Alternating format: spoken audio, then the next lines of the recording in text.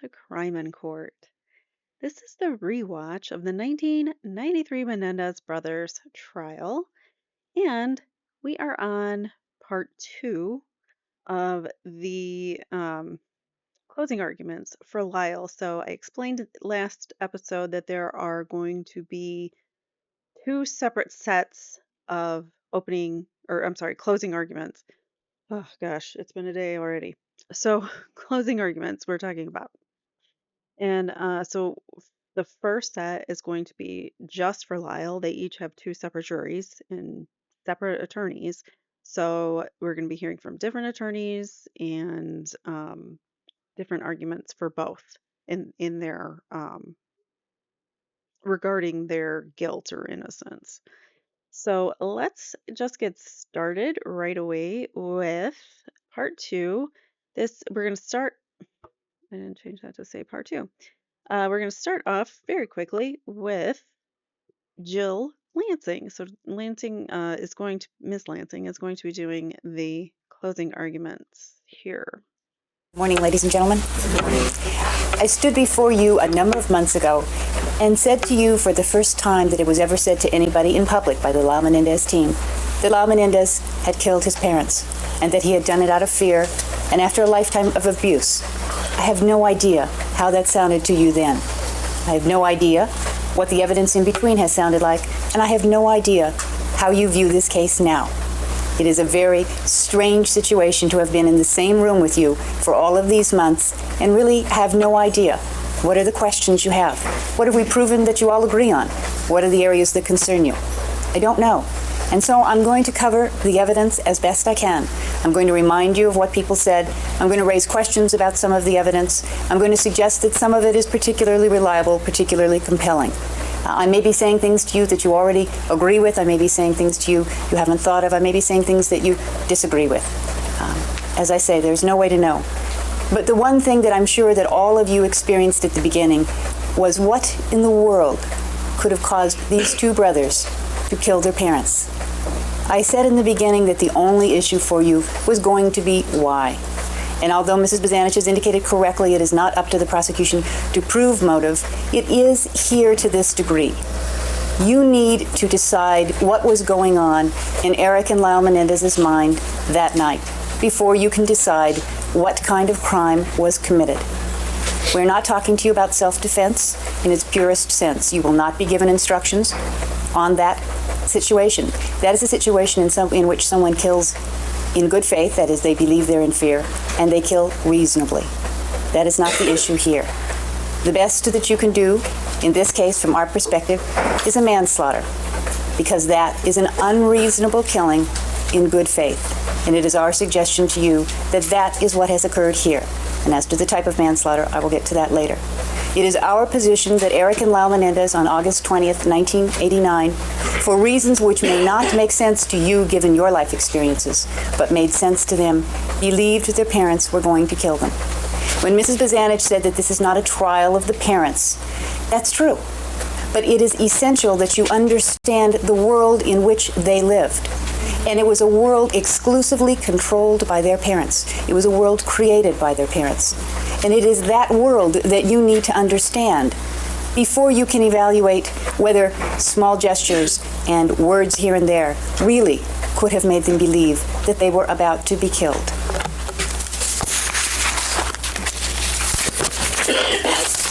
Mrs. Bozanich in the beginning stood before you as I did and told you why these killings occurred. She offered theories of greed and of hate and of perfect crime. And I think as time went on, you saw that greed didn't make sense for a young man such as Lyle Menendez, who was authorized to spend money with a $250,000 limit on the credit card. It didn't make sense for a young man who had always had all the money he needed and spent it freely, and spent it generously. It didn't make sense for the young man whose parents were in the process of buying him a new condominium, whose mother was headed back to Princeton in early September to buy furniture, who was going to an expensive Ivy League school at his parents' expense, who was going to be playing on the tennis team, who had spent his summer traveling back and forth between Princeton and Los Angeles and a tennis camp in Florida. It didn't make sense. And what about hatred? What was the evidence that's been produced with regard to hatred? I think it would be hard to find two young men who, when you question the people who knew them, who had spoken as well of their parents as these boys had. There was no evidence of hatred. In fact, there's an abundance of evidence of love. And so the hatred theme was one that no longer the prosecution was reasonably going to rely on. The perfect crime theory seemed to have its only support in the testimony of Dr. Oziel, whom I will talk about a little bit later, but that is another theme that obviously made no sense. And so they come to you and say that two young men, with apparently everything going for them, certainly in a materialistic sense, took shotguns and killed their parents because they wanted to be free from their control. Well, you saw Lyle Menendez on the stand for 9 days. You heard him talk about the fact that, yeah, his dad picked his college and his dad was going to buy this compound in Florida, and parents clearly were going to be involved in the selection of who he married. And I don't know what you saw. I didn't see any resentment there. What I heard was a young man who had been convinced that he was incapable of functioning on his own, that his only chance at a life with any degree of success was to have the constant support and guidance of his father. I don't think that there has been evidence that there is this resistance to control that would get two young men at the same point in time to take this incredible action. That's a great point. They never resisted. They knew not to resist whatever Jose wanted. So it wasn't about power or control or whatever. Like, they always just acquiesced and just figured, okay, that's how my life's going to be. I'm going to live my life how my father wants me to. And they just pretty much were resigned to that kind of lifestyle. So it wasn't about power or taking control of their lives. They didn't realize that the control that the parents had over them was causing them to, you know, become traumatized psychologically. The evidence is not there. And that is what this case is about. It is about evidence. It is not about speculation. It is not about theory. It is not about showers that might have been taken or movie tickets that might have been bought beforehand. It's about what has been proven to you. And as Mr. Burt went through with you yesterday, the burden of proof is on the prosecution. They made the charge. It is up to them to prove to you with evidence, not with slogans, not with character assassination, not with titles such as spoiled rich kid. That's not what this case is about. Because you're rich, you can't be afraid? Would money have really been an adequate trade-off for you to have lived the life that Lyle Menendez lived? Hell no. I would suggest to you that we have all been sensitized to the idea that discrimination is an inappropriate response to situations, discrimination based on race or religion or economic status. And to decide this case because someone was born into a wealthy family by a different standard of justice than if he had been born into a poor family is to violate not only your oath, but the tradition of this country. Another great point. I really like Jill Lansing. She's spot on a lot of this stuff. I want to talk to you about some of the particular points that were raised by Mrs. Bozanich, and then I'm going to go through the evidence in a more general sense. One of the comments that she'd made was that it's understandable that the relatives would have rallied around the boys. Now, I've put on the chart for you, up on the board here for you, our family tree chart. And I think that one of the most remarkable things to me about this case has been the people who have come forward and testified. It is not a question of they killed a stranger, and so their aunts and their uncles and their cousins would have no affiliation to the people who were killed here. The witnesses who came in here cried for Lyle and Erik Menendez, and they cried for Kitty and Jose Menendez. Joan Vandermolen, Pat Anderson, Marta Cano, Peter Cano, Terry Baralt, Carlos Baralt, Marianne Cano, Diane and Kathy Vandermolen, Alan Anderson. This is a remarkable response by people who cared deeply about the people who died here. They didn't come in here unconflicted. They came in here with all of the baggage that everyone has about not speaking ill of the dead, about grief at their own tremendous losses. It was not easy for them, and I think that you saw the emotion that they demonstrated. So to say that it is expected that they would come forward. The only witness who testified for the prosecution was Brian Anderson. And the most negative thing he had to say was that the boys talked back, although he couldn't remember a single incident in which Lyle had talked back. And to suggest to you that because Lyle had bought a video camera, which he bought with his coach, and which Mrs. Menendez subsequently used, was somehow the reason that these killings took place. Mr. Anderson has his own agenda, which I will address later. But I think that that is a remarkable response by a family. And it speaks to a number of issues. It speaks to their love for Lyle and Erik Menendez. It speaks to their fundamental sense of decency and justice. And I think that one of the things you have to realize is that these people, particularly the people who were adults when Lyle and Erik were growing up, have come in and said to you, we saw things that troubled us. We saw things that were wrong, and we didn't protect them. That was a very difficult hurdle for them to overcome. It is very hard to come in and say, I saw treatment in a family which was abusive and offensive and damaging, and I didn't do anything. And yet they came in, and they told you about that.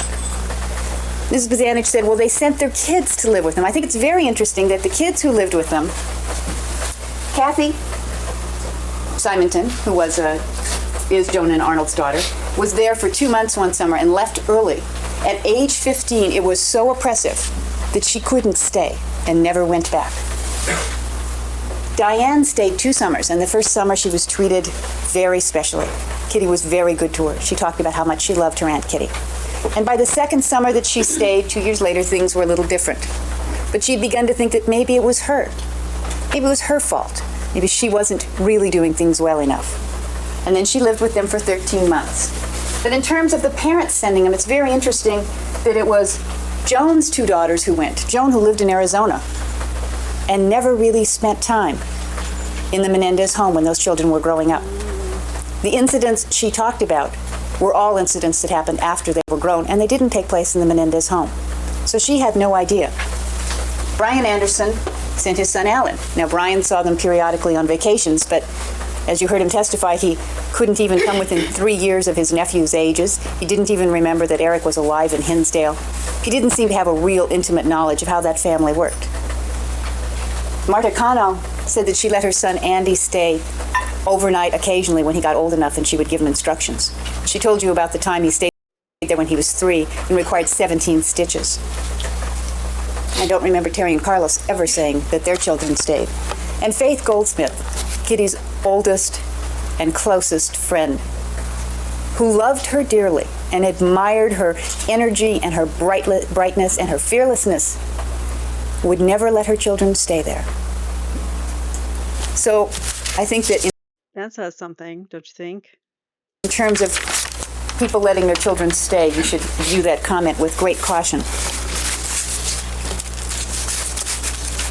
Mrs. Bozanich suggested to you that this was an act of vigilantism, that this was 2 children fed up with control, mad at being molested, took action, and that that's not appropriate, that they should have just gone to the police and Jose Menendez would have had a trial. Now, I have to confess, I have a hard time imagining Jose Menendez sitting in here as a defendant in a child molest case being cross-examined by Mrs. Bozanich or whatever, but maybe it would have happened. Maybe they would have prosecuted if the boys had gone to the police. But they didn't Don't you think he would have somehow thrown money at it and gotten out of it somehow, some way? Probably. prosecute when Julon Smith reported that Dr. Oziel had raped her. And they didn't prosecute the forgery charge when he wrote a false letter for her. People are very careful about bringing charges against the rich and famous. And they should be. It's just that they should be equally careful about bringing charges against those who are neither rich nor famous. This is not about vigilantism, and this is not about paying people back. It doesn't make sense. Why then? Why both of them? Lyle's life actually was going better at this point in time than it ever had. His parents were buying him a new condominium. He was going back to Princeton. He was going to be able to play on the tennis team, which was a strong source of his identity. He hadn't been able to play in the spring because Jose Menendez had decided it was better if he sat out the year and could play the following year. He had a girlfriend. He was away, as far away as he was ever going to get, and as far away as he'd ever been in his life. Why in the world would he take action then? Mrs. Bazanich talked about statements to Detective Zoller about the camcorder, about Lyle buying the camcorder. And Lyle said something to the effect that, he'd see something the family needed, he'd buy it, and usually the family would pay for it. And he said there were a lot of fights about it. I suppose there always had been. If you had a son at 18 who was sending roses to his girlfriend every Friday and buying her an emerald pendant and buying her a fur coat when she broke up with you, I suppose there would have been a lot of fights about money. But I also suppose that if it was ever a big enough issue, there are things like canceling credit cards, taking away the checkbook. They didn't seem to be of great enough importance to have engendered any response to the problem. So it's probably one of those things in a family, as all families have, that you fight about over and over again. And nobody ever changes, and it never gets resolved, and it's just one of the facts of the family. But it's not the cause for killing people.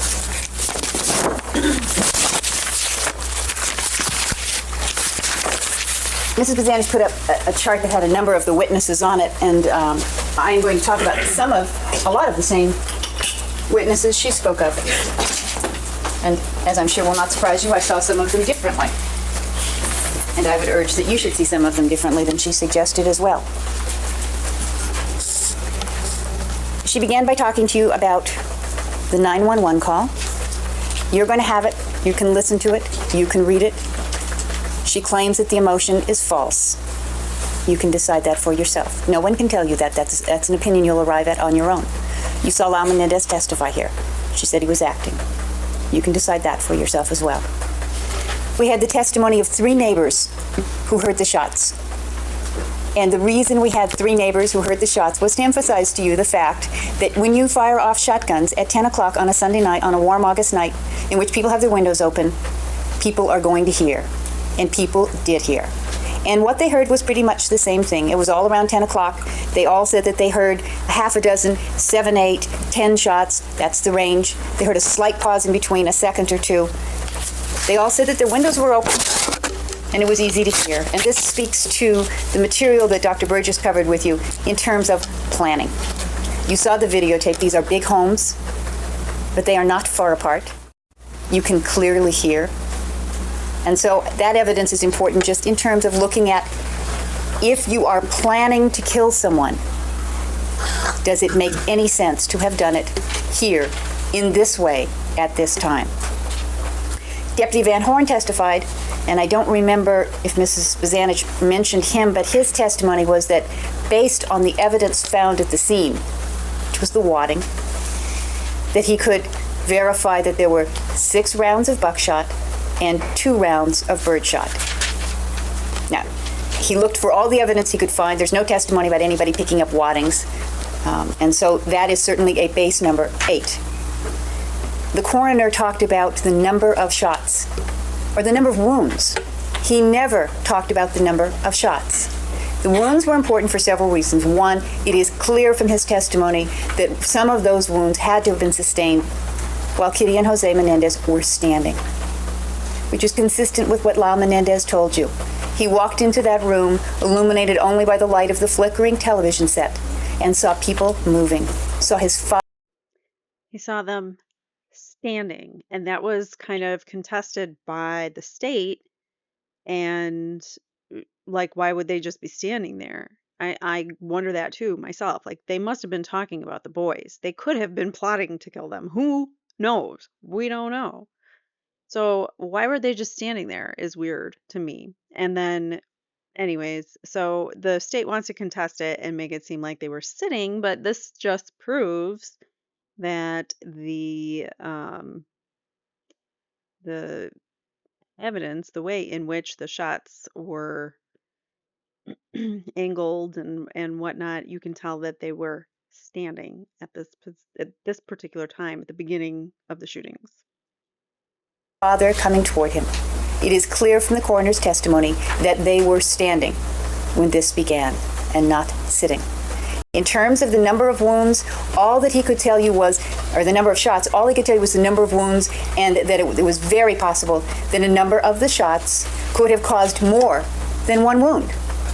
In terms of the shots in the French doors, one of them is very tight and one of them is spread out, and it could have easily have been that the one that was spread out passed through something else first. And there are a number of pass-through wounds in both Kitty and Jose Menendez. That is, the pellets went in and came out and went somewhere else. And if your hand is over your eye and the pellets go in and come out,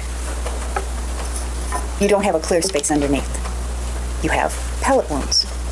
So I think you should take into account the coroner's testimony just with regard to the fact that it does not establish 14 shots. It clearly can be reconciled with far fewer shots. And that becomes important with regard to the reload issue, and I will address that later. Having decided that Dr. Oziel was not someone whose credibility they wanted to rely on or to ask you to rely on, prosecution has suggested to you that the most important witnesses are Perry Berman and Amanda Greer. Perry Berman told us, although a prosecution witness, our first facts about this family. He talked about Jose doing the most outrageous thing he had ever seen done on a tennis court by a parent. He talked about Jose running the family like a company. He also told you about the family meeting, which was centered around the fact that Lyle had taken the blame for damage to a pool table that someone else did. Now, it's been suggested to you that part of the reason that these killings took place was because the parents were upset because Lyle was on disciplinary probation and he was on academic probation. He was on disciplinary probation for taking responsibility for damage to a pool table, which Mr. Menendez had to pay for. I'm sure he wasn't happy about paying for it, but I doubt that this was something of such great moment that he would have changed his entire approach to his children or his relationship with them. In terms of disciplinary probation, I don't think that anybody in that family expected Lyle Menendez to do anything except graduate. Clearly, the discussion had been held that there wasn't going to be any graduate school, and grades were not the issue. He told us about the fact that he knew that the parents had ended the relationship with Christy, the girlfriend that Lyle had had. But more importantly, he talked about the sequence of events on Sunday. And I'd like you to think of these events in terms of the circumstantial evidence instruction. The facts are pretty much agreed upon. What those facts mean is for you to decide. And if there is an interpretation of those facts that points to guilt and an equally reasonable interpretation that points to innocence, you must give the benefit to the defendant. You must give Lyle Menendez the benefit of the doubt and adopt that interpretation, which points to innocence rather than guilt. And the facts are these. Perry Berman gets a call from Lyle Menendez on his machine earlier that day. He calls back and talks to Mr. Menendez and is told that Lyle is out. Not that he can't go out that night, but that he is out shopping at the Beverly Center then. And Lyle Menendez calls him back. And on top of everything else that has happened, he's now being told that his father told Perry Berman he was out when he was at home. And that has meaning to him. But what he does is he makes plans with Perry Berman for that night. And the issue is, did he make social plans or was he setting up an alibi? Those are the two interpretations. Well, I would suggest to you that I've always thought of an alibi as the person who says he couldn't have been there, he was with me at the time. So they make a date for 9:30. Mr. and Mrs. Menendez are not killed until 10 o'clock. Lyle Menendez doesn't get to the Santa Monica Civic until 11:07, according to the phone call. How is that an alibi? It seems to me it is just the opposite. Because you had plans to be somewhere and you didn't show up. You were obviously somewhere else, doing something else. It seems to me that if I am planning to kill someone, I want someone who can say, yeah, he was with me. Not, no, he was supposed to be here at 9:30 and didn't show up and didn't call me till a little bit after 11. Leaves a lot of time unaccounted for. So you will have to decide whether this evidence points inevitably to an alibi or equally to an alibi in social plans or to social plans. I obviously am suggesting the position that it points to social plans. If you find that it is even equally reasonable that it points to an alibi, then again, you must adopt that version of the events which points to innocence. He says that when he called at 11:07, Lyle sounded anxious and jumpy. He'd seemed normal during the day. Now, since when he's talking to Perry Berman, he is not trying to convince Perry Berman of his grief over his parents, since he's obviously not told them that they are dead. Why would he sound anxious and jumpy? Why would he fabricate this emotion at this time? It makes no sense. I suggest to you that this emotion, as the other emotions here, were genuine. Mrs. Bazanich asked if why Jose Menendez would have talked to Perry Berman about business plans if he was planning to kill his sons. I have two responses to that. One is, I would hardly expect Jose Menendez to say, sorry, Perry, I can't talk to you right now. I'm sort of busy planning to kill my sons. Somehow that doesn't seem like what would happen. And the other point, and I think this is even more important, is we're talking about what Lyle Menendez knew and thought and felt on Sunday, August 20th. He didn't know anything about Jose Menendez's plans to talk to Perry Berman in the future about his business dealings. We are not asking you to say they acted reasonably. That is not the test here. A manslaughter is an unreasonable killing. By definition, it is one that is conducted in good faith, on actual belief. And that is a distinction that I think you need to keep in mind. The people brought you Robert Anderson, I guess, to talk about what a happy family it was and how things were really going so well. And I've put up on the board some testimony of Robert Anderson. And as I'm sure you know, all of the testimony is taken down, and this is what it looks like when it's all printed up, only it's on white paper. But he talks about what Lyle and Erik Menendez are doing that night. And he says, and they, upon leaving Marina del Rey, we actually took a wave over the front of the boat that soaked them. And we were on top of the flybridge, of course, and didn't get wet, and yet we were still cold. And I believe they were wearing shorts. And we couldn't understand why they were standing up there freezing. And then later, he's asked to describe their behavior. He says they appeared to be cold and shivering. And they were so very close to each other, right below us, sitting on the bridge of the boat. So they were in a position where you could observe them at all times. I was right on top of them, yes. Okay, and their father was at the opposite end of the boat? Yes. He stayed to the rear of the boat. What did you observe about the interaction of this family? Did they seem to be happy and getting along, or how did they appear to you? Like I said, they were very actually apart during the trip. The sons were up front, and Jose was either in the stern of the boat or down below with Kitty. And there wasn't very much interaction going on, verbal interaction going on. Now, I can't think of stronger evidence of their state of mind the night before. Mrs. Bazanich argues it's unreasonable for them to have been frightened on the boat. Maybe it was unreasonable, but was it real? Yeah. What other state of mind does this behavior comport with? Now, the prosecution may suggest, well, they're up there because they're planning to commit this crime. Well, they've had days of being together. They don't need to sit up front in a freezing boat, drenched, to talk about killing their parents. They were up there because they were afraid. And this is a prosecution witness. This is not someone who visited them at the jail or is related to them so would lie for them. The captain of the boat who never saw them before and never saw them again. When you evaluate this behavior, if there are two reasonable interpretations of it, and one is to the benefit of the defense, you must by law adopt that view. The other star witness is Amanda Adams Greer. I think the important thing about Amanda Greer, she said that she sold the guns. Well, obviously, Lyle and Erik Menendez admitted to that. Mrs. Bazanich made the point that they only admitted to things that could be proven. Well, as I heard Wesley Grouse, who was the handwriting expert, testify, the most he could say was that the handwriting was probably Erik's. So I'm not sure how they were going to prove that Lyle was involved in the buying of the guns, other than him admitting it to you. She couldn't identify him. She didn't remember him being there. His handwriting wasn't on the forms. And yet he told you he was there. And he told you that he went not to one gun store, but he went to 4. Now, I haven't quite figured out how this is somehow a lie that benefits the defendant, to go to 4 gun stores to buy stronger ammunition.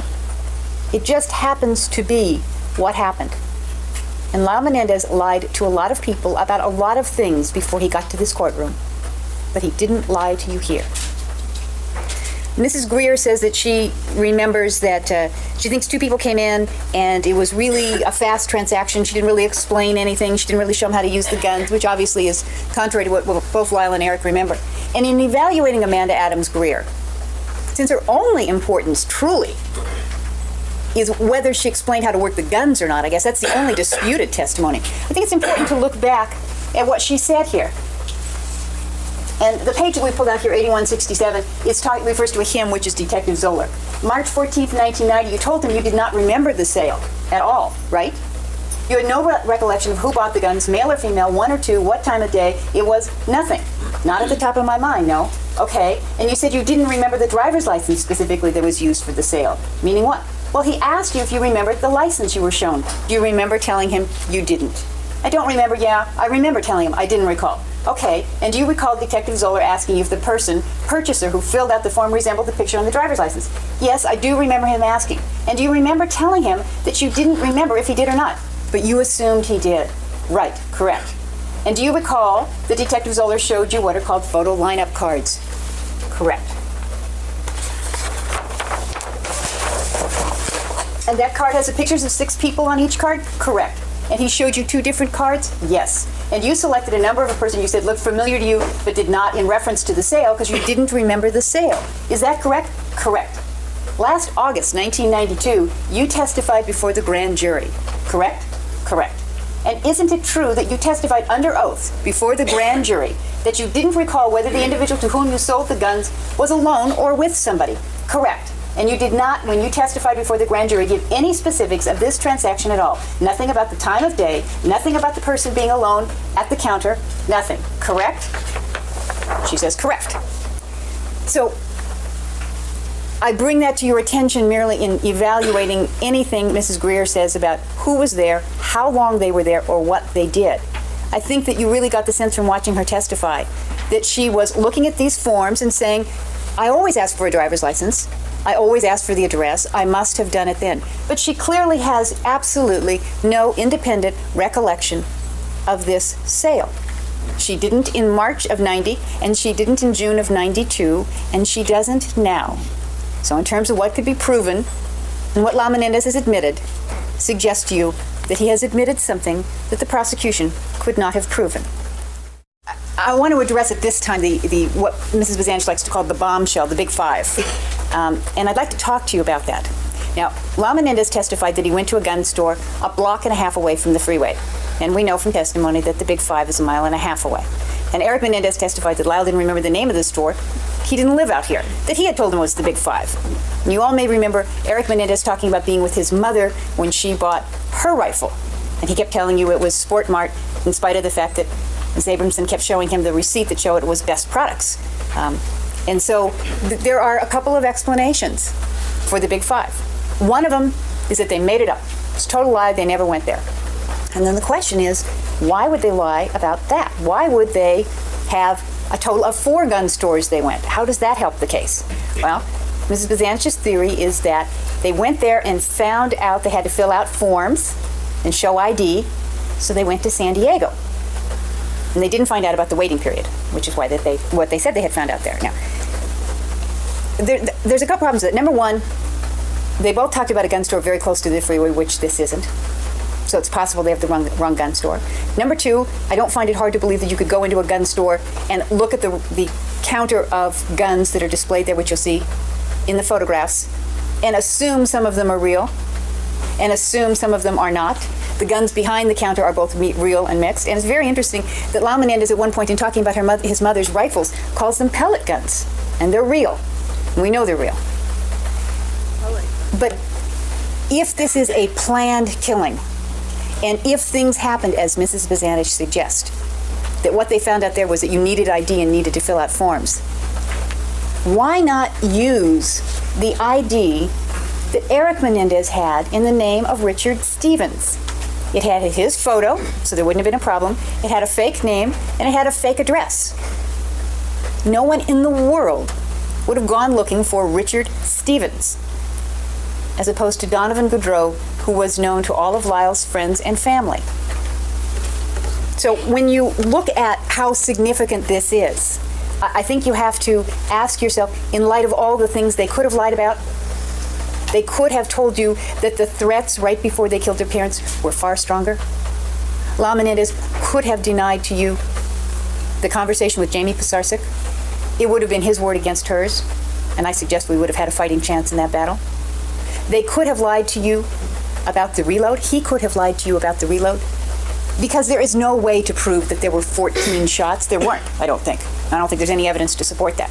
We know there's at least 8, and you've got guns that fully loaded hold 12. And if you had even a reasonable doubt that it was less than 12, there never needed to be a reload. And the neighbors don't even hear a period of time, which is a great enough pause to account for a reload.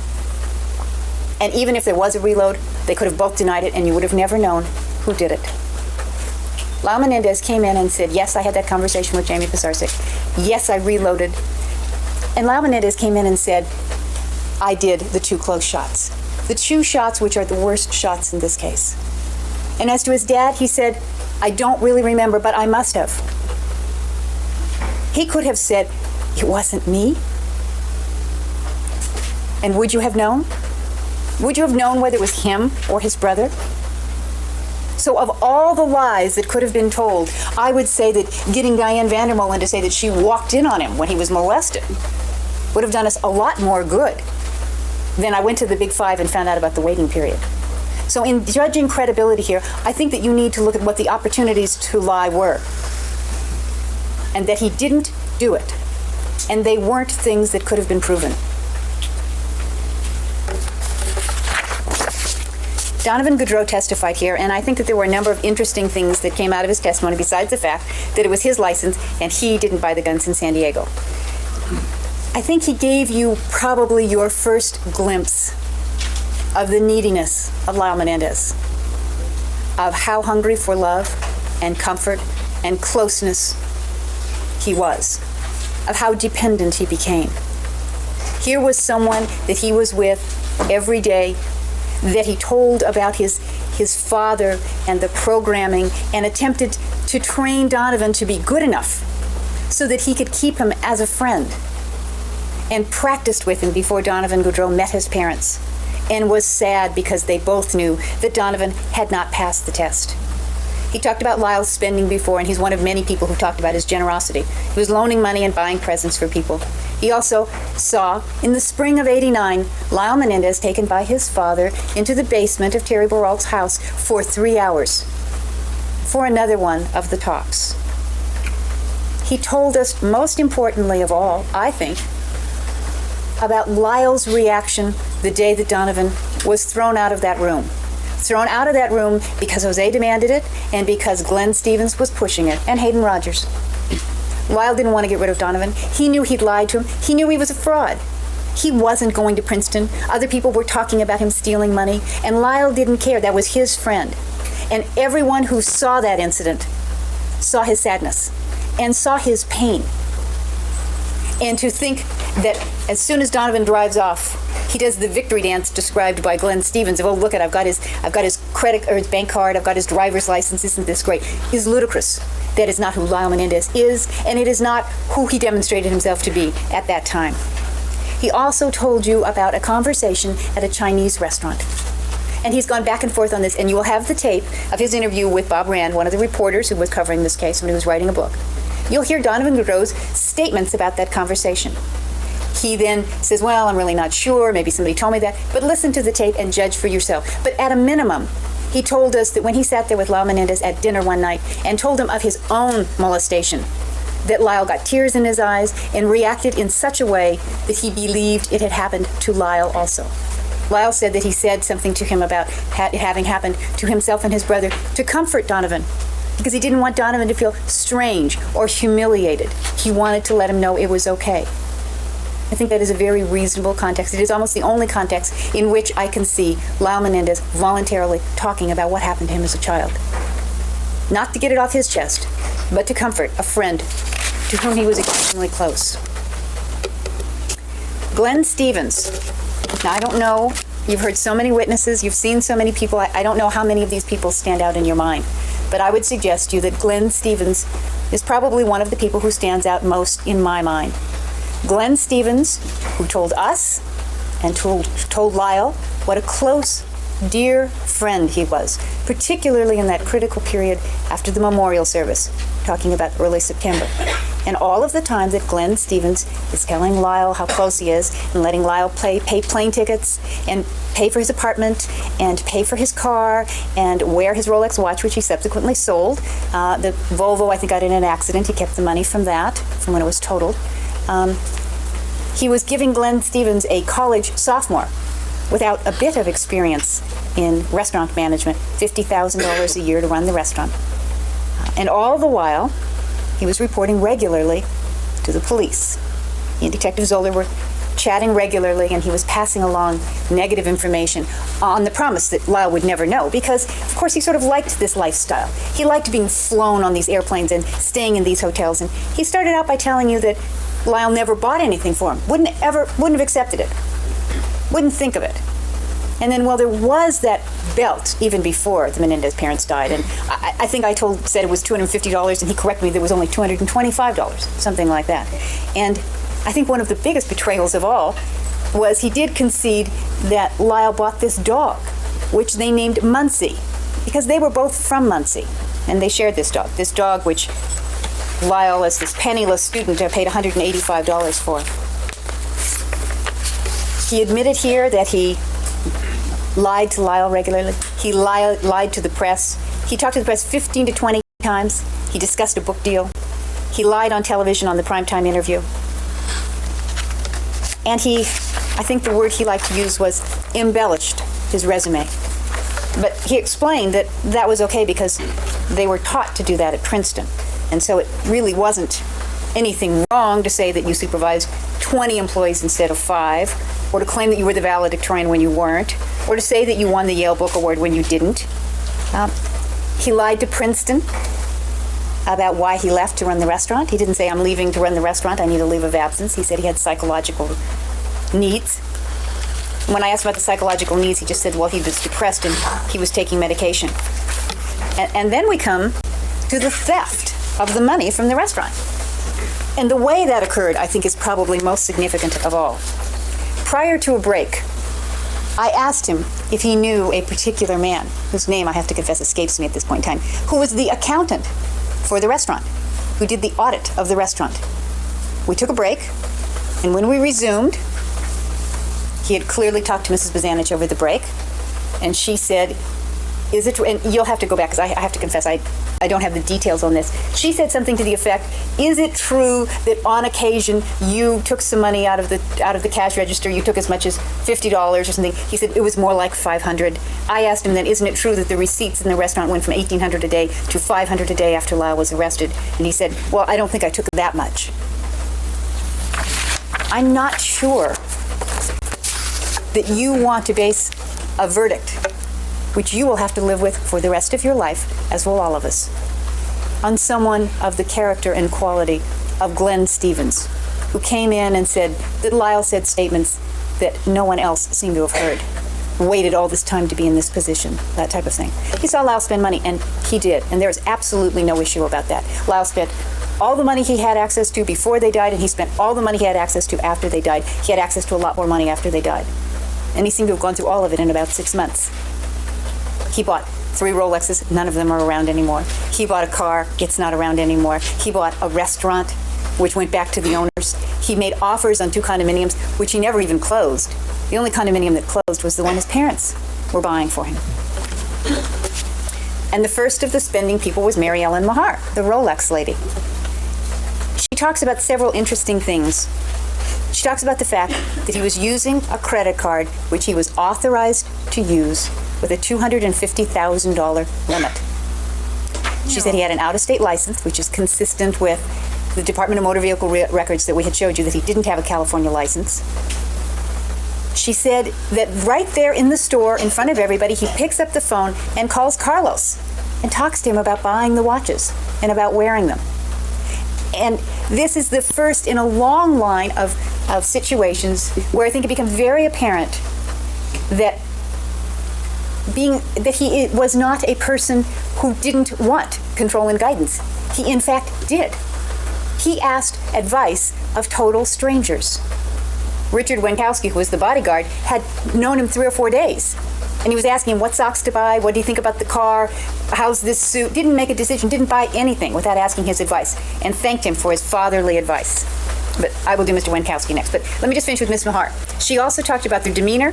He said that the boys were serious, subdued, and under stress. It was not a party, and they were not jovial. And there was no reason for them to think that this is somebody who was ever going to be coming in and testifying about their behavior. It is just how they were acting. Mrs. Bazanich talking about shopping as therapy. And I think that's a very interesting concept. And it's one that's widely held, is that people, I think the old adage of if you're depressed, go buy a new hat, which doesn't really work these days since people don't wear hats. But I think that there is this rather commonly known phenomena of people shopping to deal with unhappiness or depression or grief. And Mrs. Bazanich suggests to you that this is beyond the pale, that this type of shopping can't have anything to do with grief. Now, the people have the same access to experts that we do.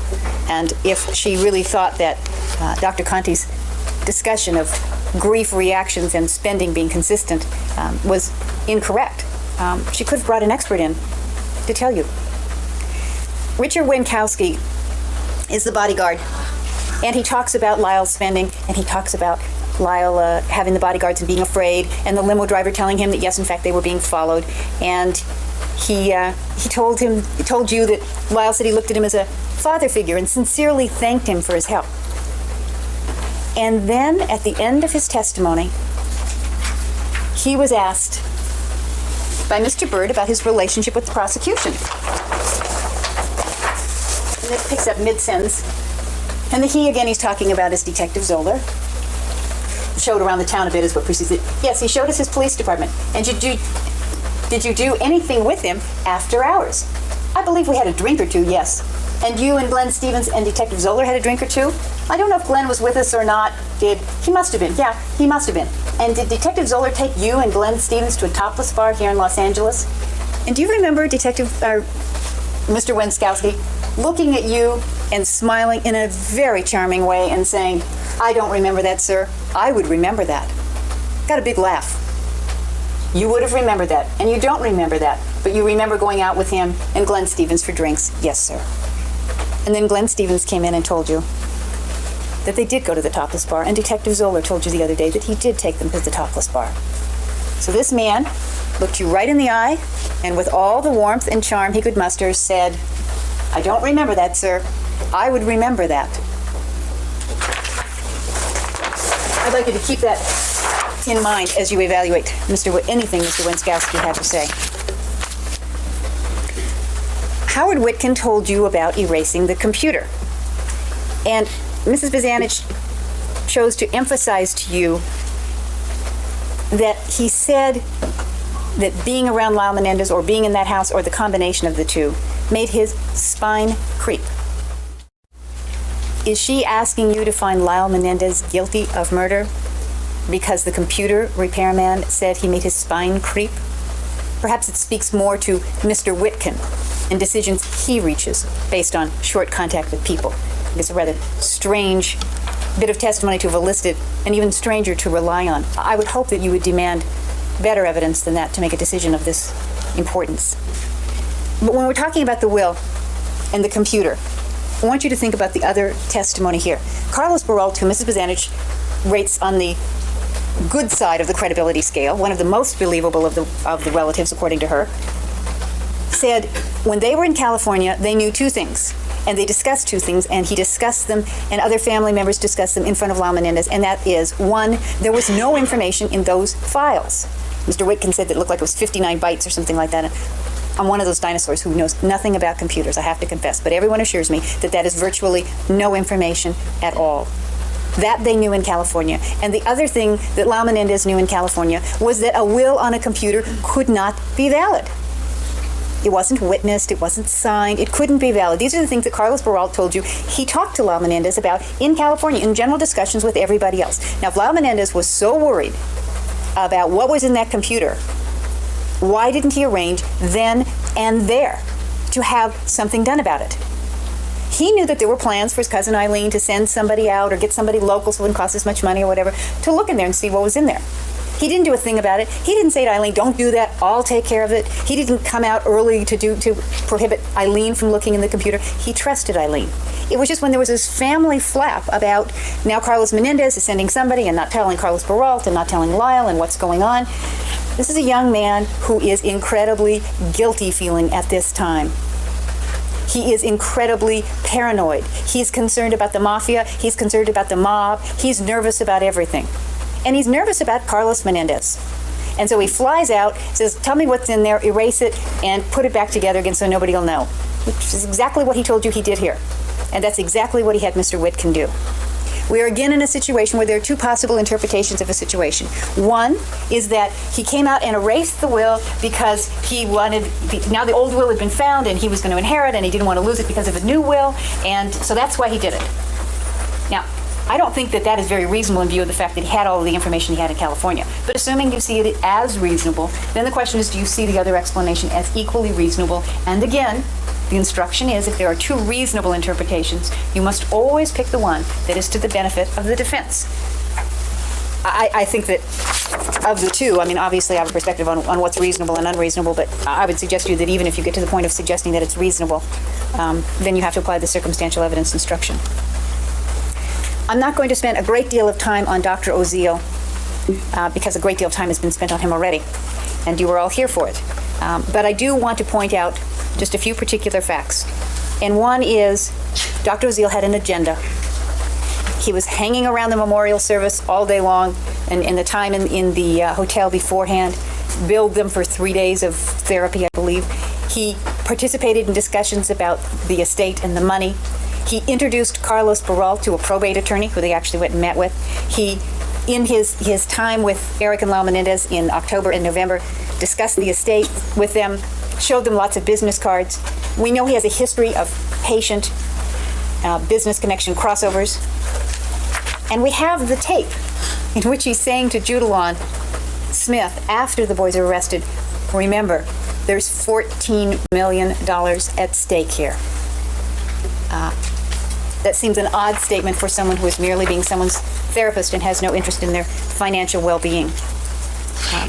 I will talk, when I get to a discussion of Lyle Menendez's testimony, a little bit more about Dr. Oziel. But I'd like you to keep in mind who he is, what his credibility is. There's also that bizarre tape in which he tells Judalon to disguise her voice, pretend to be Erik Menendez, and threaten his wife. Both of those positions seem to be a bit at odds with a healthy therapeutic relationship. That was pretty much the prosecution case. That's what you had before we began. And we began by bringing you Dr. John Briere, who at least is not subject to the criticism of being from out of state, which somehow is a bad thing, I guess. But Dr. Briere told you certain things about family dynamics. Now, Mrs. Bozanich has taken the position that nothing any of the experts said had any merit or any value. And you all heard them, and you're going to make that decision yourself. I would suggest to you that if what they had said was incorrect, they have the same access to experts that we have. They could have had someone watch all of the testimony. This trial was all taped. They could have had someone sit in the courtroom, watch Lyle Menendez, watch the experts testify. They could have read the transcripts, and they could have come in and said to you, this is crazy. This isn't what the research shows. This isn't how it works. This isn't how people react. And yet there was not a single expert who came in and said, they're wrong about this. And even in her argument, Mrs. Bozanich just says psychobabble and doesn't say, this is what they said that really didn't make sense, or this theory is wrong. I know. I've produced evidence. I've shown you the study. I've brought you the experts to explain it to you. Dr. Briere talked to us about what happens in violent families. He told us that people who are badly treated in childhood are more likely to inflict or endure or tolerate violence in adult families. He told us that males are more reluctant to report sex abuse. He talked about some of the short-term effects of sexual abuse, which include bedwetting, sexual aggressiveness at an early age, anxiety, and depression. And we've heard lots of testimony about Lyle Menendez wetting his bed until he was 14. We know what he has told us about what he did to his brother. We know what Diane Vandermolen has told us about his approaches to her when he was quite young. You can look at medical records that have been introduced which talk about in the first grade the fact that he grinds his teeth, And in his 20s, when he goes in for a doctor to look at a rotator cuff injury, and he's checking off symptoms of headaches, nausea, whatever it is, everything, he checks off nervousness. What are the long-term effects of abuse? Hypervigilance, fear, panic, and depression. And he described hypervigilance as scanning the environment, looking for danger, afraid something will happen to them right now. It is a reaction to stress. He also told us that kids who are around a parent who is being battered can have some of the same symptoms as children who are battered themselves. They look terrorized. How do people cope in these situations? They normalize them. They say, this must be the way it is, or it must be my fault. And he talked about revealing trauma and told you that first, people must learn to trust. And that can't be done quickly, because one of the things that happens to abused people is they learn not to trust. Now, in this family, there was an affirmative goal on the part of Jose Menendez to teach his children not to trust anyone, not even him, interestingly enough. And we have the two stories of Lyle being pushed in the swing higher and higher and higher, and being terrified, and his father saying, if you're going to depend on somebody to push you, then you're going to be at their mercy, basically. And Carlos Baralt told the story of Jose saying to Erik, his young son, jump. And he jumped, and he caught him. Jump. And he jumped, and he caught him. Jump. And he stepped aside. And when he hit the ground, he said, that will teach you never to trust anyone, not even your father. This is a home in which trust would have been destroyed without any affirmative program. But he did seem to have that as a goal, for whatever reason. Dr. Briere also talked to you about two terms which I think are important, which is chronic versus acute. You can have one terrifying experience which will stay with you for life. I suspect that if you are raped in an underground parking structure, you will never enter an underground parking structure again in your life without re-experiencing that fear. That is acute. And it stays with you for a long, long time, maybe forever. The other is chronic, and that is smaller things happen, but they happen to you over and over again. Small things happen and you say, well, I guess that was my fault. I guess he was in a bad mood. I guess 4th of July is never a good day for him. And then time goes on and you start to say, well, maybe it's going to be okay again. Well, if it is not okay on a regular basis, then you end up with the same level of terror because you spend your life saying, when's it going to happen again? And one of the most damaging aspects of the punishment system in this family was its unpredictability. Remember Alan Anderson talking about hearing the snapping of the belt? And Jose would come home and take his belt off and put it on the table. And you didn't know who was going to get beaten. And you didn't know why. You just knew someone was. That is terrifying. Kathy Simonton said to us, the best thing you could be in that family was invisible. And she would hide in her room. Because you didn't know what the rules were. If someone says, if you eat with your hands, you're going to your room. And you eat with your hands, you go to your room, you know what happened. But if nobody ever tells you what the rules are, and the rules are always changing, and what's okay one day is not okay the next, then you spend your life in fear that you're going to cross that unseen and unseeable line. And that was the lifetime experience of Lyle Menendez. And we're not talking about something that, although we brought in experts for you, we're not talking about experiences that are beyond your ability to relate to from your own life. Have you ever seen a small child where somebody raises their hand to scratch their head or something and they flinch? Now, that child may have been hit. And that's why any sudden movement they're going to react to. They react in a protective fashion. And when we talk about cues, have any of you said, there's an important discussion to be had with your spouse or your parent or your child or your boss or your social friends. And you look at the person's face that day and say, this is not a good day for it. There's a good time and there's a bad time. There's a good mood and a bad time. We all read cues. That's how we get through life. And for the abused child, reading those cues is even more critical because the consequences of a mistake are so severe. And if you're going to err, you're going to err on the side of caution, because you do not want to create that reaction. it became important in explaining to you how these children could have feared their parents, to tell you who their parents were. And one of the things that I did was to go through the testimony and pull out the descriptions that were given by witnesses. Now, with very few exceptions, the witnesses who testified in this court liked or loved Kitty and Jose Menendez. One or two of them came in and said, I hate him. I think Roger Smith said, I don't think he said I hate him. He said I really didn't like him. It was clear he really didn't like him. And so he said a lot of very negative things about him. But we also had his sisters, his brother-in-law, his friends, people who knew him. We had teachers who had no reason to be on one side or the other of this issue. We had coaches. And I'd like to go through, and some of them said good things too, and they're not on that list. I think that people talked about Jose being bright and successful and motivated and charming and handsome and compelling, and I've no doubt he was all those things. But he was also belligerent, manipulative, powerful, rude, nasty, never satisfied, had a cut-you-to-shreds tone of voice, was aggressive, frightening, intimidating, cruel, harshest person ever met. He had to win. He was overbearing, confrontational, demeaning, abusive, sadistic, sarcastic, controlling, fake, secretive, demanding, cold, competitive, arrogant, angry, and belittling. I've tried not to duplicate. I don't think I have them on there twice, but those were, and that's not all of it. How many people do you know who would fit that description? And would you let them raise your child? And Kitty Menendez, who is very interesting, she was not discussed at all in the prosecution argument. And Kitty Menendez, in some ways, is just seen as a part of Jose Menendez. He gave her the instructions, she wrote the list, and she went to the tennis coach and enforced it, and sat there. And sat there and watched her small children play tennis for 6 hours at a time in grueling heat. And sat there and watched him hit them and belittle them and take them down into the room and never go in there. And so it is understandable that she is seen as a part of him.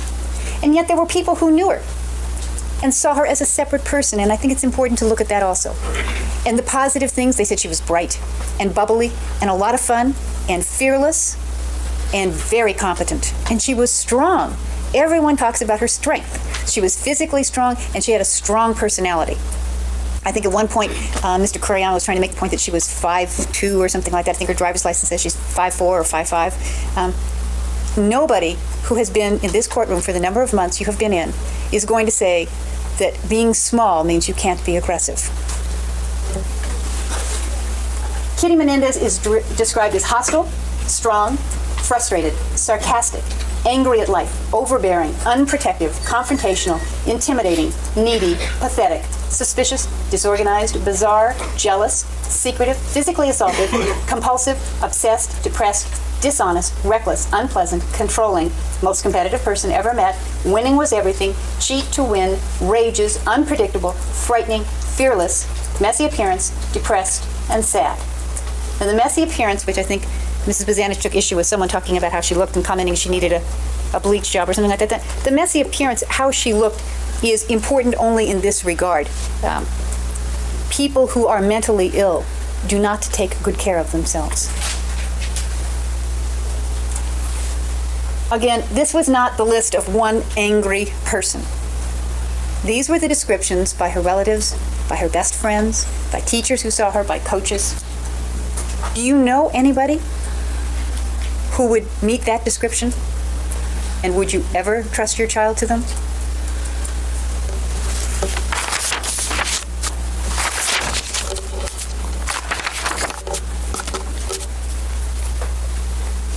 Do you want to All right, we'll take a break now? recess at this point, and we'll resume at 5 minutes to the hour. Ladies and gentlemen, don't discuss the argument. You may proceed. Thank you. I want to go through you now, as briefly as I can, the witnesses who've testified for the defense here, and highlight for you some of the things they told you about the family in which Lyle Menendez was raised.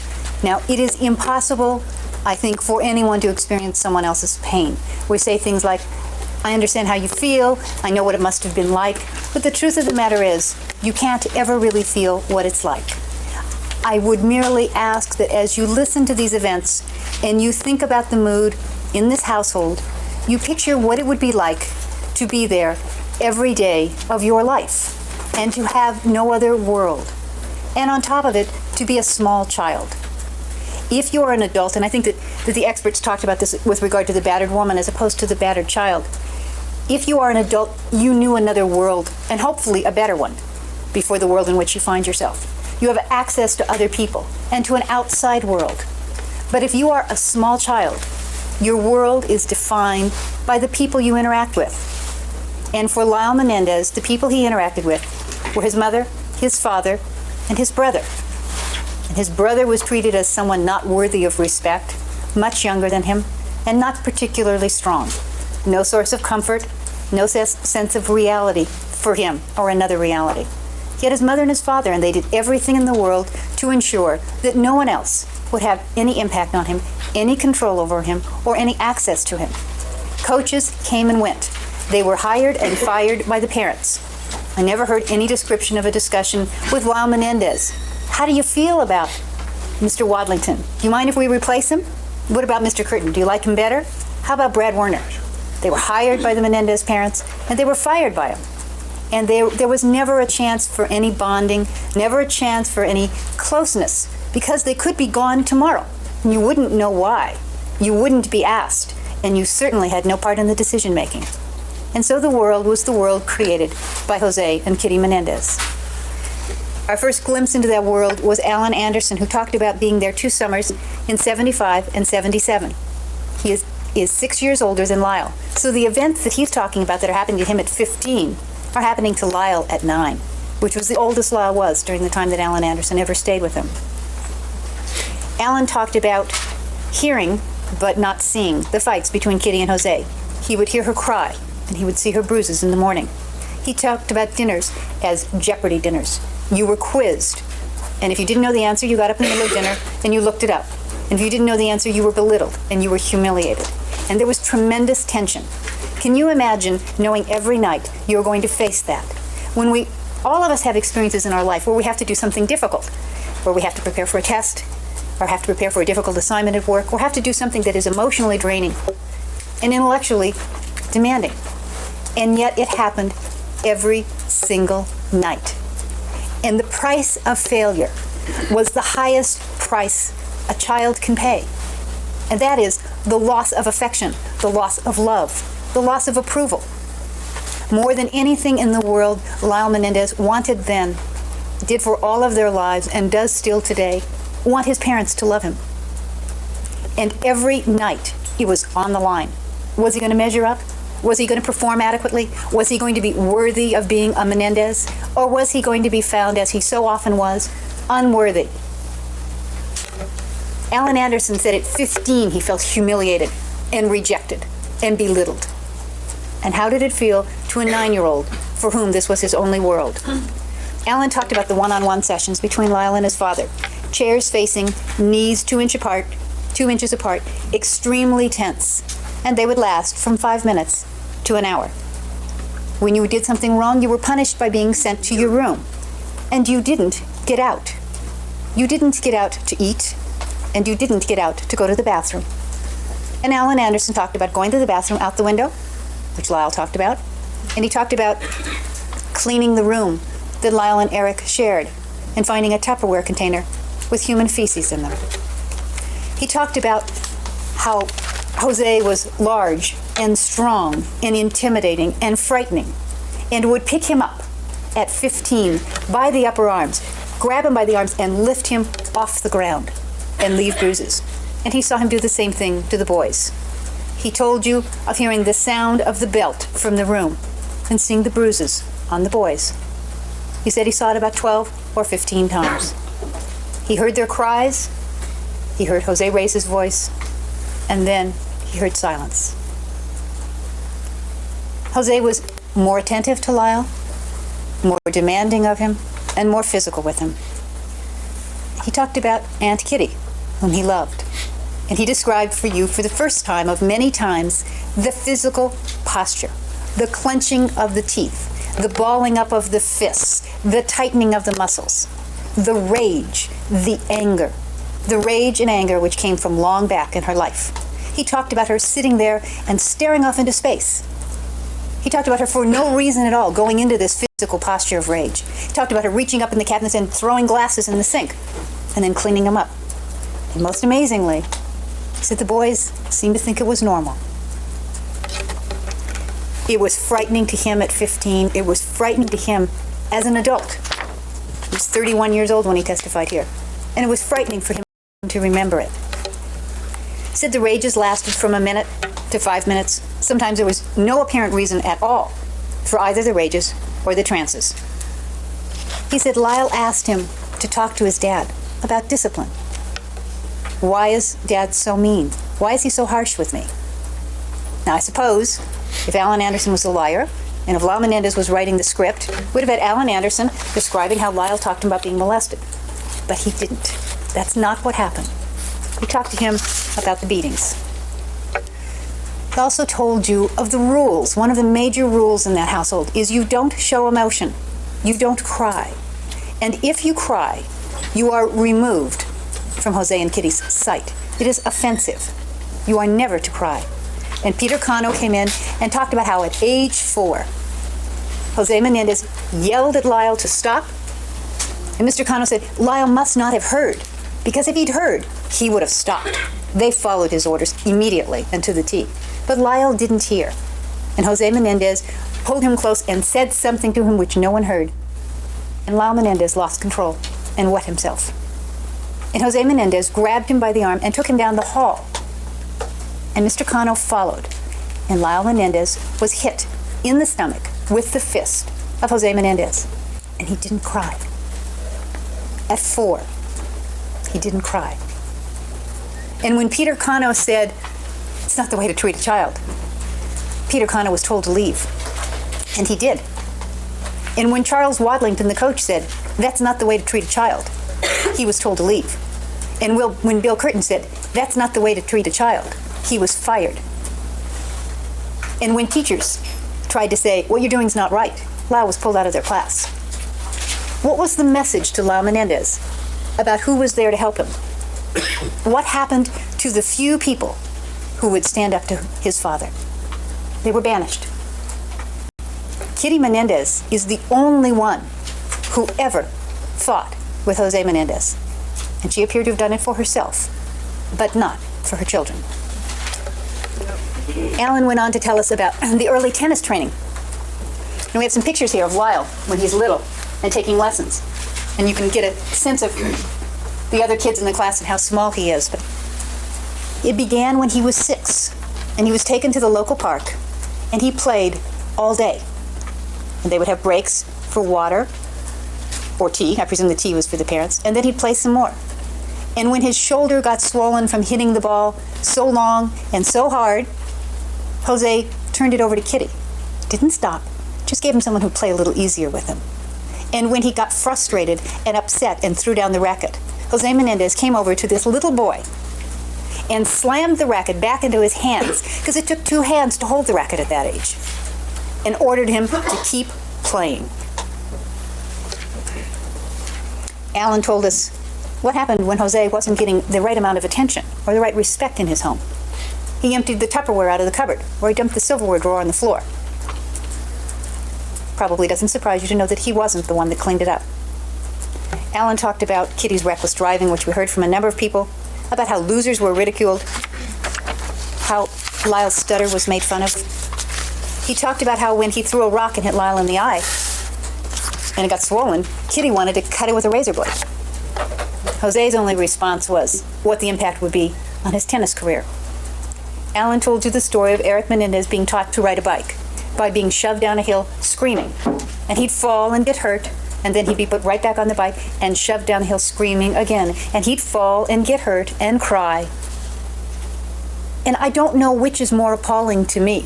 The fact that Jose Menendez, did this to his son, or that his mother sat there and watched it happen.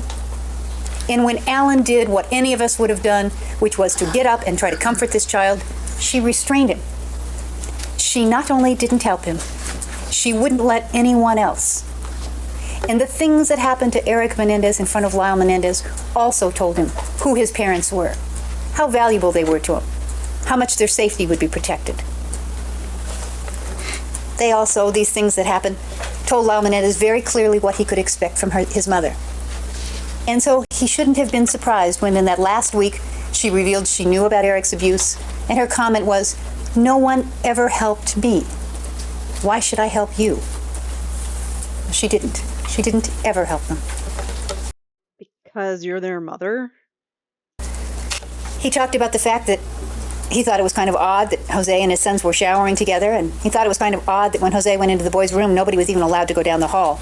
And he described a family with no warmth and no affection. Kathy Simonton was 14 when she went there for 2 months one summer.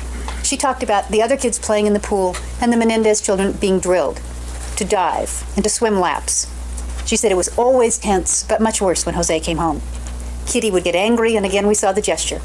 And Kathy Simonton, who was 32 when she came in here and testified in front of you, cried when she remembered what Kitty's rage felt like. She said it frightened her then, and it frightens her today. She's a grown woman, she's married, she's got 2 sons of her own, and remembering the rage makes her cry.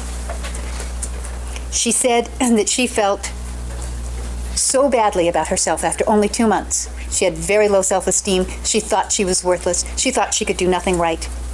And that was for 2 months in this house at 14.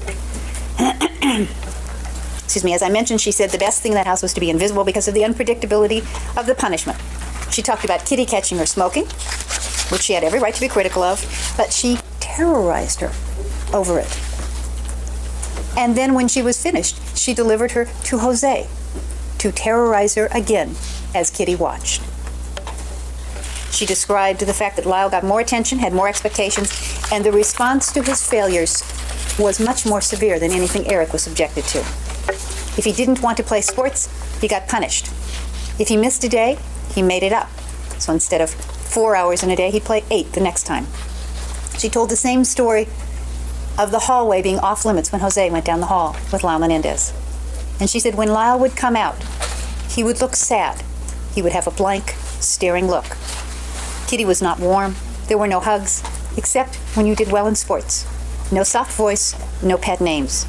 When Lyle would cry, Jose would say, "Lyle," in a deep voice, and Lyle would stop. Jose called Lyle a sissy because at 8, he was wetting his bed. Erik was stuttering, and Kitty mocked him. She talked about the fast driving, and she talked about a pattern that we hear throughout all of Lyle's life. Lyle took care of his little brother. His little brother was emotional and fragile and frightened and counted on his big brother. From the very beginning, when they were very small and abandoned in airports and malls, to the very end. And Lyle was there for him. He always was there for him. And when we talk about discrimination and judging people differently, I think one of the most interesting aspects of this case is the gender bias. If Erik was Lyle's little sister, would you look at this case differently? When Kathy Simonton talked about the boys and about the rages, she was asked by the prosecution if she felt sorry for Kitty when Kitty was yelled at by Jose. And she said she did. And she felt sorry for Kitty when she went into these unexplainable rages. And she felt sorry for Kitty when she stared off into space inexplicably. And Lyle Menendez felt sorry for his mother. But that didn't make her any more available as a mother, or his world any less frightening. Diane Vandermolen was there for 2 summers and then for a 13-month period of time. And the prosecution asked you why she went back. Well, the first summer, she was treated very well by Kitty Menendez. She told us that when she went to stay at the Menendez family, they were the king and queen in her family. They were the movie stars. They were the rich, successful, powerful members of the family. And they made, or Kitty at least, made Diane feel quite special. She had attention. She came from a family of 5 kids. And someone was paying attention, shopping with her. Kitty was very good to her that summer. And that memory carried her through. She went back another summer, and things were not as good. And then she went back for the stay that ended only when she got pregnant. and had to leave. She was an embarrassment. Mrs. Bazanich talked to you specifically about Diane Vandermolen and her credibility and her report of what Lyle Menendez told her. She said that when he was 8 years old, he came down into her room in the basement and asked to sleep down there. And when she said no and started to brush him off, he told her that his dad was touching him down there. And she did what you would expect a 17-year-old to do, which is be confused, be unsure of what to do, and call his mother. And Kitty Menendez brushed it off, made her feel like she must have misunderstood. It couldn't have been right. She couldn't have heard correctly, because Kitty Menendez didn't do anything about it, and that was the last she ever heard of it. Now, Mrs. Bazanich has brought to your attention the fact that Diane Vandermolen, who had not seen Lyle and Erik Menendez since 1983, went to visit them 3 times during the 1 week she was here in June of '91. She said she went with her son, she went with his grandmother, she visited in a setting behind glass, talking over the phone with inmates on either side of Lyle and visitors on either side of her, and that he spoke to her on the phone. And based on that proof, you are to believe that she lied. Well, it's hard to imagine given the lack of the close relationship. It is hard to imagine given the access. And it is hard to imagine, having seen Diane Vandermolen testify, that she lied. If she was going to lie, why didn't she tell us she walked in on him? Why didn't she tell us that Lyle complained on a number of occasions? She certainly could have told a far more dramatic and unambiguous story if she was going to lie. And you saw her, and you're going to be the judge of who she was. She talked about the same thing other people did, about the rages, about the staring off in space. She said in public, Kitty could do just fine, which is very consistent with what Dr. Cox told you. He was one of her treating therapists. He said that she had the ability to get it together in a public setting, that she could cry all morning and then go out in the afternoon. She told the same things. Crying was a sign of weakness and you were sent out of sight. She described Jose as humiliating, belittling, cruel, and arrogant, as his teasing as cruel. She talked about the same things, the going to the room, the don't go down the hall, the long periods of privacy with Jose and his sons, the dinner quizzes, the crazy driving, the tennis drill all day with only 10-minute breaks. Then the boys and their dad would take a shower together, and then there would be the history lessons afterwards. She told you about Lyle at 14, going upstairs to take a bath, and his mother coming up to wash his hair and being there for 15 minutes. And Lyle has talked to you about what happened in those periods of time in the bathroom. She told you about Lyle still being involved with his animals at 14. And we certainly know that Lyle was involved with his animals at 18. He sent his girlfriend, Stephanie, a card. And you will see the original of it, which says, "I love you, I will always love you." And inside, P.S., this gift is sent to you. And the list of animals. And is so indicative of his self-esteem. He's last.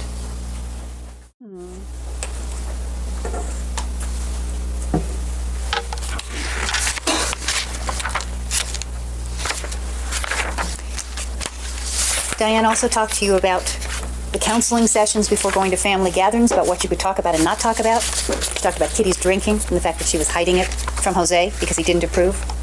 And she talked about the talks that Diane and Kitty would have, in which Kitty would explain to her how having kids can drive a wedge between you and your husband. She also told you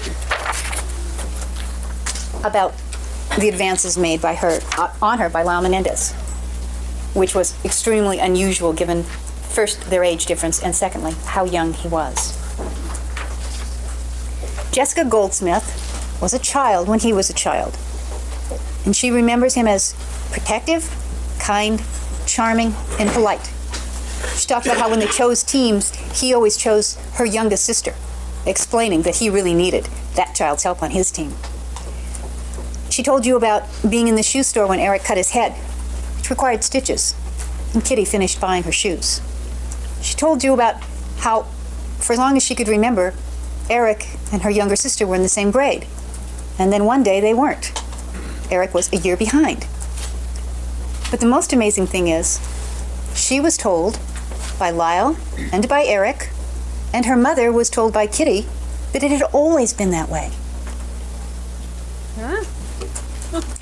She tells you probably most dramatically about the situation when Lyle was about 9 and he's hanging from a staircase and he can't get down. And he cries out to his father to help him, to get him down. And his father stands there and punches him in the stomach because he's crying. You have to learn to be a man. And he left him hanging there. And Kitty Menendez was at his side. Faith Goldsmith knew Kitty the longest, and my guess is probably knew her the best. She says, we knew them before they were rich. And she talked about how competitive, how important success was, how important image was. She said that Kitty went back to work right after Lyle was born, and the suggestion was made that maybe Jose was in school and they needed the money, and that wasn't the reason. I mean, a lot of people go back to work, and I'm not even suggesting there's anything wrong with that. But Jose had been working as an accountant for 3 years. She went back to work because that's where she wanted to be. And she went skiing every weekend because that's where she wanted to be. And she talked to Faith about taking her infant son to her mother-in-law for the whole week, permanently. And she would visit him on the way up to the skiing trip on Friday night and on the way back on Sunday night. Kitty Menendez did not want a child, and she demonstrated it in every way you can from the day he was born. She not only didn't show him warmth and didn't show him affection, and didn't show him kindness, and didn't protect him, she rejected him. He lived his life hearing how he had ruined her life, and he believed it and felt badly about it and felt responsible because his mom was so unhappy, so clearly unhappy. And it must have been his fault. She could have been an actress or a hostess in a restaurant, which seemed to have been something that she felt she missed out on. And it was always his fault. Now, if you take a child who is born into that situation with a woman who is totally unavailable as a mother, which I'm going to discuss with you later, and you add on top of that a woman who is possessive and jealous of her husband, and she loses her husband to her son. And I'm not even talking in the sexual sense now. Every minute that Jose Menendez was not working, he was with Lyle Menendez. They were on the tennis court. They were sitting talking about history. He was getting quizzed. He was getting these brainwashing sessions. Jose Menendez was obsessed with his son, and his wife was left to be the chauffeur, to carry out his orders. And she resented this child even more. This child whom she didn't want, whom she repeatedly told she didn't want, now had taken from her what she wanted more than anything in the world, which was the attention of her husband. And there grew between them a very sad and dysfunctional relationship. And Faith was there to see the beginning of it. She talked about Kitty's fearlessness and her courageousness, both in the way she drove, and she told the story about being in the museum when a firebomb is thrown. And everyone is terrified, and everyone runs away except Kitty Menendez, who goes over and picks up the firebomb and throws it back at the person who threw it at, and then berates him. She was brave, and she wasn't afraid of anything. But Faith also talked about the fact that although she didn't fear danger for herself, which was a decision she could make, she also didn't fear danger for her children. She talked about Erik at age 2 being found on the highway, and Erik at age 10 being left in the cemetery by Jose at night, screaming, so that he could be toughened up. Success was everything to Kitty, she said.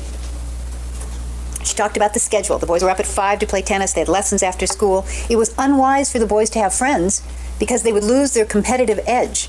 This might be someone who'd be on the other soccer team, but playing tennis against them. And it was very important that there not be any allegiances of friendship there to interfere with that competitive edge. She talked about Kitty's phoniness, how she would speak poorly of Jamie and then hug her and be friendly to her face.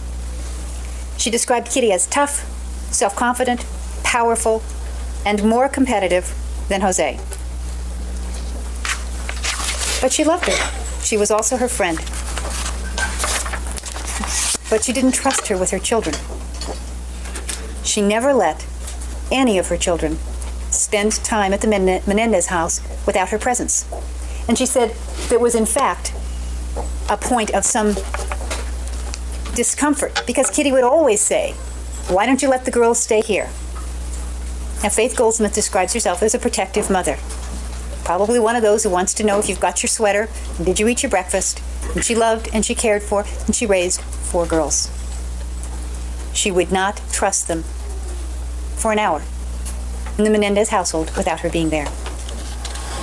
She said that Kitty was very private, except when she had a few drinks, she might reveal something about herself. And she was very competent. If the boys got injured, she cleaned the injury. Not comfort, but cleaned the injury. And the purpose of school was not education, but to make good contacts. You may remember Charles Wadlington, who was the first of the coaches, and who cried here, remembering what life was like for Erik and Lyle Menendez. He said Jose's philosophy was to train hard, and he pushed them.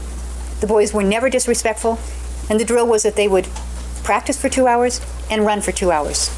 He described Kitty as sarcastic, hostile, and angry at life. The family was run like a business. There was a written list, and you didn't deviate it. And Kitty enforced the list. He never saw any love or any affection, and he described Jose as the cruelest, harshest person he had ever met. The boys practiced at Christmas, when they were sick, and in the rain. He said they were the worst, overbearing parents he had ever experienced. And by the time he started teaching them, he had already given, he estimated, about 20,000 tennis lessons. Wow. He said they criticized and never protected. And he made, I think, one of the most interesting comments. As between the two, he was most critical of Kitty Menendez's behavior because it was constant. Jose Menendez was gone during the week, and however strong and however cruel and however demanding he was at least gone for some of the time. And Kitty Menendez was there every minute of every day, sad, hostile, angry at the world. So the boys never complained. Jose wanted to live his life through his boys. He saw Jose get in their face and scream at them, and they'd never show any emotion. And he was asked why he stayed. And he said he thought he was the only person they had.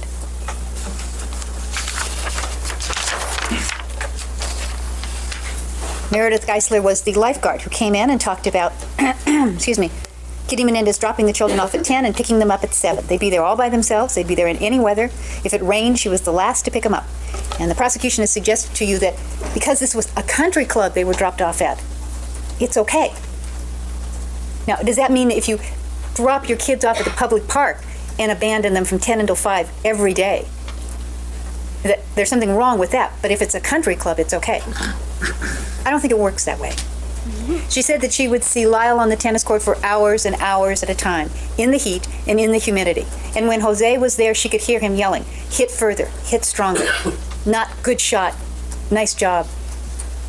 With Erik swimming, she described Jose running up and down the lane, yelling at him. Nobody else there did this. Nobody else cared that much. These were kids. They were swimming. It was fun. But not for Jose and Kitty. It was competition. And competition could only end one way, and that was in victory. She saw Jose lift Erik out of the pool with his thumbs under his shoulders and tell him what he did wrong, even when he won. And Erik never said anything. Steve Mosner was the soccer coach who described Lyle Menendez as a kid who gave 125%. He knew that the one way to make his dad proud of him was to excel, to succeed, to do well at sports. Sports were important to Jose Menendez, so they were important to Lyle. And Steve Mosner said he treated him like a prize racehorse. William Curtin, one of the tennis coaches, said all that Jose talked about were goals and rankings, and Lyle was 10 years old at that time. He described Jose's behavior as being beyond what anybody else ever did in terms of interfering, coming out on the court, interrupting other players when Lyle was playing against him. Never saw him compliment Lyle, never saw affection, found him to be verbally abusive and unfair, knew that he had a tennis schedule which was just totally ridiculous for a 10-year-old child, and described the same thing. If Lyle lost, a few words were spoken, then they would leave quickly, and he said, you know, I just sensed that something was going to happen at home. And if Lyle won, he was told what he did wrong, how he could improve, and he was taken back out onto the court. We brought you teachers. And they told you that these were the most overbearing, intimidating, powerful, frightening parents they had ever encountered. And most of them have been teaching for a long time. And they told you something else very significant. Although they all saw it and they all talked about it, they didn't do anything. They knew who these people were. They knew how frightened these children were. And they sent them day after day back into that home. They didn't want to lose their jobs. Alicia Hertz tells, I think, a very poignant story about Lyle coming in and sitting in her office. He's a high school kid. He just sits there. He doesn't speak. She doesn't know what he wants. He seems to just like the comfort of being near somebody. And he does it twice. And then she tells Kitty Menendez, and he never comes back again. She talked about the house, which a lot of people did. Everybody talked about the house the same way. It was disorganized. It was messy. It smelled of the animals. The ferret went to the bathroom all over the place. Now, why is that important? Because she's not a good housekeeper. Lots of people aren't good housekeepers. It is, as her appearance, a sign of her mental state, a sign of the disorganization, a sign of the dysfunctionality. You can be a perfectly functional, wonderful parent in a messy house. There's no question about it. It's when you put it all together. Alicia Hertz described Jose as cruel, abusive, sarcastic, intimidating, and talked about him controlling Kitty through signals. She also described for you her experience of being brought to the Menendez home to be shown a film, which she found offensive because, of its sexually explicit nature and its violence, and that she was offended, and the neighbors were offended, and that Jose seemed to treat it as something to show how provincial they were as opposed to how sophisticated he was, that they were so narrow-minded about such things. And Lyle Menendez told us he was shown the same movies, that Jose Menendez joked about the fact that the neighbors were offended by this when his own children were permitted to watch it. She talked about being here in August of 1989 and seeing a very bizarre Kitty Menendez. She talked about going to keto. Now, keto is probably one of the least important things over which the most has been made. The significance of keto is that she said she was going there very soon. That was the only point about keto. And she wasn't going there very soon. She was going to Princeton in September to buy furniture for Lyle. She was going to be back here to move Erik into the dorm. She was going to Hawaii with Carlos and Terry Baralt in early October. And her brother has said that there was a trip planned for some months off, winter, maybe next spring, whatever. So, but she'd said it like she was going next week. So that's the beginning and the end of keto. It really is not very monumental. What was important was the totally bizarre nature of her condition at that time. And what else was important, I think, from Alicia Hertz was when she and a number of the other teachers talked about Lyle's relationship with Stacy Feldman. Stacy was his girlfriend from 15 to 18, and they were inseparable.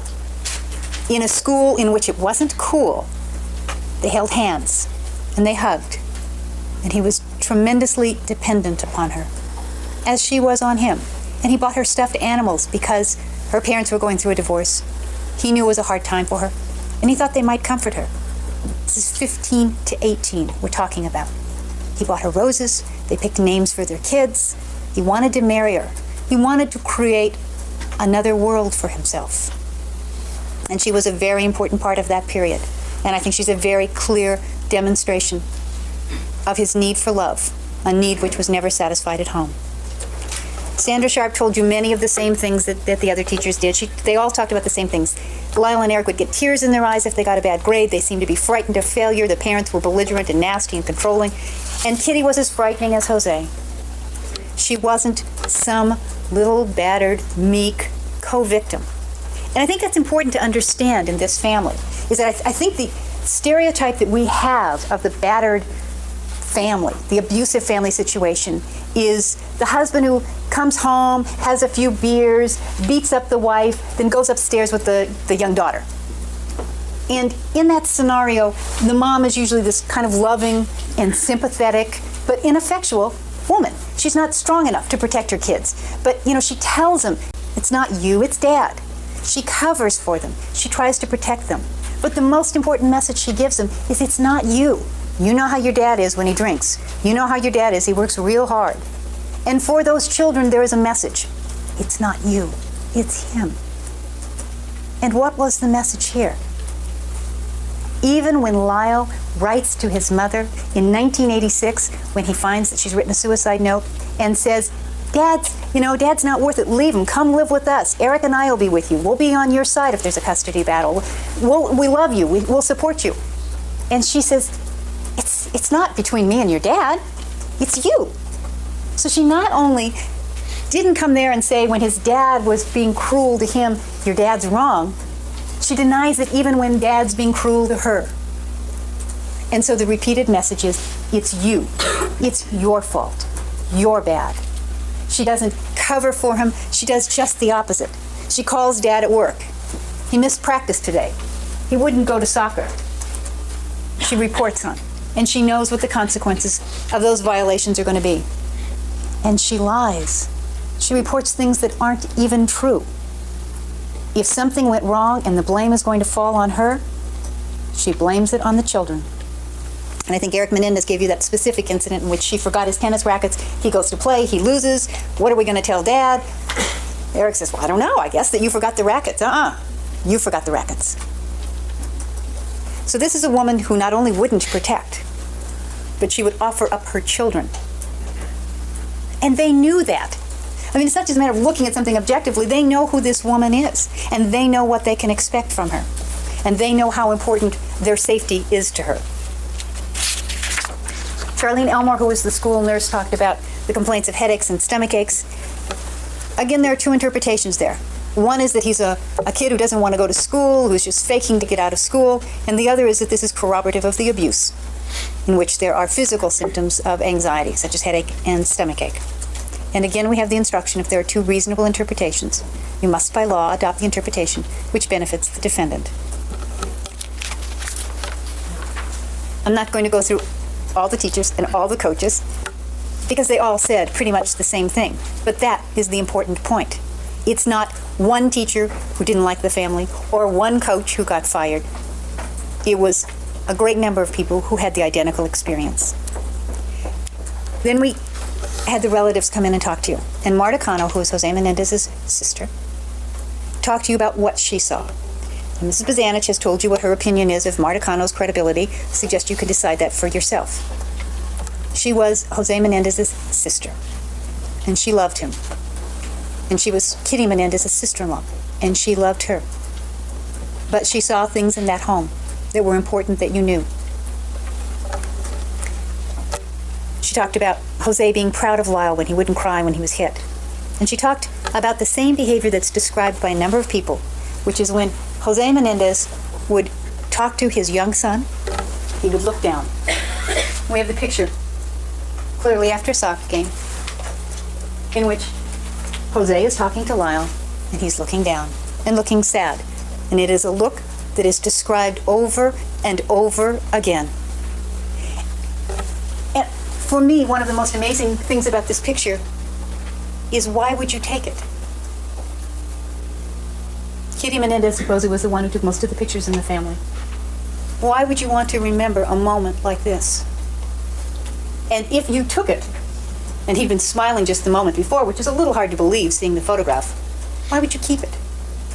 Why would you ever want to remember a moment like that? Marta talked about Kitty being tense and nervous and staring and not responding to her name. She talked about giving Kitty her Valium in 1985 and about referring her to a therapist back in New Jersey. And she was the first of the witnesses to describe this amazing phenomena of the change in the relationship. For 24 years, Kitty and Jose Menendez had had a relationship, at least around other people, or at least for the last 10 or 15 years at least, in which he controlled her. He demeaned her, he humiliated her, he belittled her. She started a sentence and he said, "Kitty," and she stopped. He raised his hand and she stopped. He didn't care about her feelings. He wouldn't go to dinner parties she wanted to go with. When Lyle talked to her about that, saying, Mom's home all day, she misses you, you're at work, this block party's important, I think you ought to go. Jose Menendez says, I don't want to be a part of a relationship where I have to make compromises. I'd rather move on. I'd rather get a new family. That's not what the relationship is all about for me. And in 1980, when Kitty Menendez suspected that her husband had had an affair, she left. Never sure who was left with the children, and that didn't seem to be a concern of hers. She left, and it was up to Terry and Carlos Peralt to try to put them back together again. Because Jose said, I need somebody to run the house. I need somebody to drive the kids to the tennis lessons, get them to school. I don't want to get a divorce. And why should he? He was already at that time engaged in what was to be an 8-year affair, but he certainly needed somebody home running the house. He said he didn't love Kitty, but he wanted her back. And he told Marzi Eisenberg he didn't love Kitty. But the interesting thing is the change in the relationship. Kitty Menendez finds out that he's had this 8-year affair in 1986, and she becomes despondent. She cries, she's suicidal, she leaves suicide letters. In the fall of 87, she attempts suicide. She is hospitalized for it. She's seeing a therapist. She's incredibly depressed. And Jose is not really paying any particular attention. He'll go to the therapist when the suicide threat is very, very strong. And he'll, it's not here. And he'll pay lip service to it, but he doesn't seem to be really going out of his way to help her out or really concerned about her. And then suddenly there is this change. And he's holding her hand, and he's asking her opinion, and he's letting her throw fits at ticket counters in airports and humiliate him there, something he would never, ever have done before. And why does this relationship change? And I'm going to tell you right now, I don't have a shred of proof for why it changed. But I have a theory, and that's all it is. And I want you to take this argument with that caveat. My theory is that somewhere toward the end of 87, somewhere in there, Kitty Menendez got strong enough to talk about divorce, and got strong enough to talk about custody, and got strong enough to talk about what she was willing to tell in order to get custody and to get a favorable divorce settlement. Kitty Menendez had a very powerful secret. That's a great theory. I didn't even think of that. I didn't even think she would turn on him, but she might have been willing to threaten to turn on him in order to get the things that she wanted out of him. So that's a good theory. I thought she was holding it over him, because just the appearance of a divorce he wouldn't want, and he wouldn't want her to leave him, because how would he explain that to anybody? And I didn't even think about the custody issue, and then threatening to take the boys away from him where he wouldn't have access to do what he wanted to do to them. That's a really good theory too. Even if she doesn't say that she's going to tell everybody, but by taking the boys away from him, that's a threat because he wants access to his boys whenever. And Jose Menendez did not want that secret told. Now, there may be another reason why Jose Menendez, after years of abuse and neglect and humiliation, suddenly became this devoted, attentive, loving husband. There may well be another explanation. I have no idea what it could be. Marta Cano talked about the abandonment of the children. She was one of a number of people who went shopping with Kitty at the malls, and the boys would get lost, and the security guards would find them, and Kitty would get paged, and she'd continue shopping. And it happened over and over again. Marta told us about Lyle always looking for his father's approval. She told us about hearing Kitty say she wished the boys were never born, and saw her say it in front of Lyle in 1986. Carlos Peralt tells us that she was saying the same things in 1989 and had been for about 4 years. She didn't like her children. She had never liked Lyle. She talked about the same competitiveness, the same rages, the anger, the hostility. She told you about after the death of her brother and sister-in-law, she, because she was the stockbroker in the family, assumed responsibility for amassing the financial information. And when she talked to the boys about the will, they said, "We're out of the will." And they've told you here. They told Dr. Oziel months and months before they were ever arrested. And Carlos Peralt told you about the conversation he had with Jose Menendez in the early summer of '89, in which he said, "I'm going to take them out of the will, but I've already told them that they are out of the will." So this seems to be something that was known by a number of people, the fact that they were out of the will. And it's a little hard to kill your parents for money if you think you're out of the will. She also talked about the fact that they knew, something which other relatives all seem to have known, which was that Jose had not taken the physical for the $5 million insurance policy. He had the heart problems in January, and he was scheduled for it. Roger Smith talked about that they kept scheduling him for the physical, and he wouldn't take it. Lyle told you how there was a joke in the household that Jose would tell Kitty, "I'm not going to take the physical. I don't know what you're going to do." She was, after all, threatening to poison the family. But in any event, he never took the physical, and it was something which was discussed fairly often in the family. So there's a $5 million policy which they knew would be in effect in the future, but was not in effect at the time that they were killed. Yes, let's take our recess. We'll resume at 1:30. Don't discuss the matter with anyone. Don't form any final opinions about it. I hope it's not tedious. A lot of people testified over a long period of time. I'm hoping that by going back and talking about some of the things, you will not only get the overall picture, but it will refresh your recollection as to specific things that people said. A lot of the information that was testified to, it may not have made sense to you at the time where it fit in, why it mattered that Kitty Menendez was competitive, or why what she looked like when she was angry mattered. And so now that you know where it all is supposed to go and how it all fits in, I'm hoping that I will be able to bring back to you some of the words that you heard. I obviously will not be able to recreate some of the emotions that you saw. And I think that that is one of the hallmarks of this trial, is that it was extremely emotional. There were people here who cared deeply and who talked about things that hurt a great deal. And I think in evaluating people's credibility, the depth of their emotion is a factor that you can and should consider. Terry Peralt was Jose Menendez's other sister, Marta. Cana was the first one, and Terry Peralt and her husband Carlos Peralt came in here and testified. Ms. Bazanich indicated she felt that Terry and Carlos were among the most believable of the relatives. And I'd like to remind you of the things that Terry Peralt told us about the Menendez family. They lived near them for 14 years. Of all of the people who testified here, they probably had the most frequent access over the longest period of time. They also expressed as clearly as anybody else, and probably more clearly than most, how deeply they loved Kitty and Jose Menendez, and how deeply they loved Lyle and Erik Menendez. And they were extremely conflicted, I think, in coming in here and being in a position to talk about the things they saw for several reasons. One, because these are things about people they loved.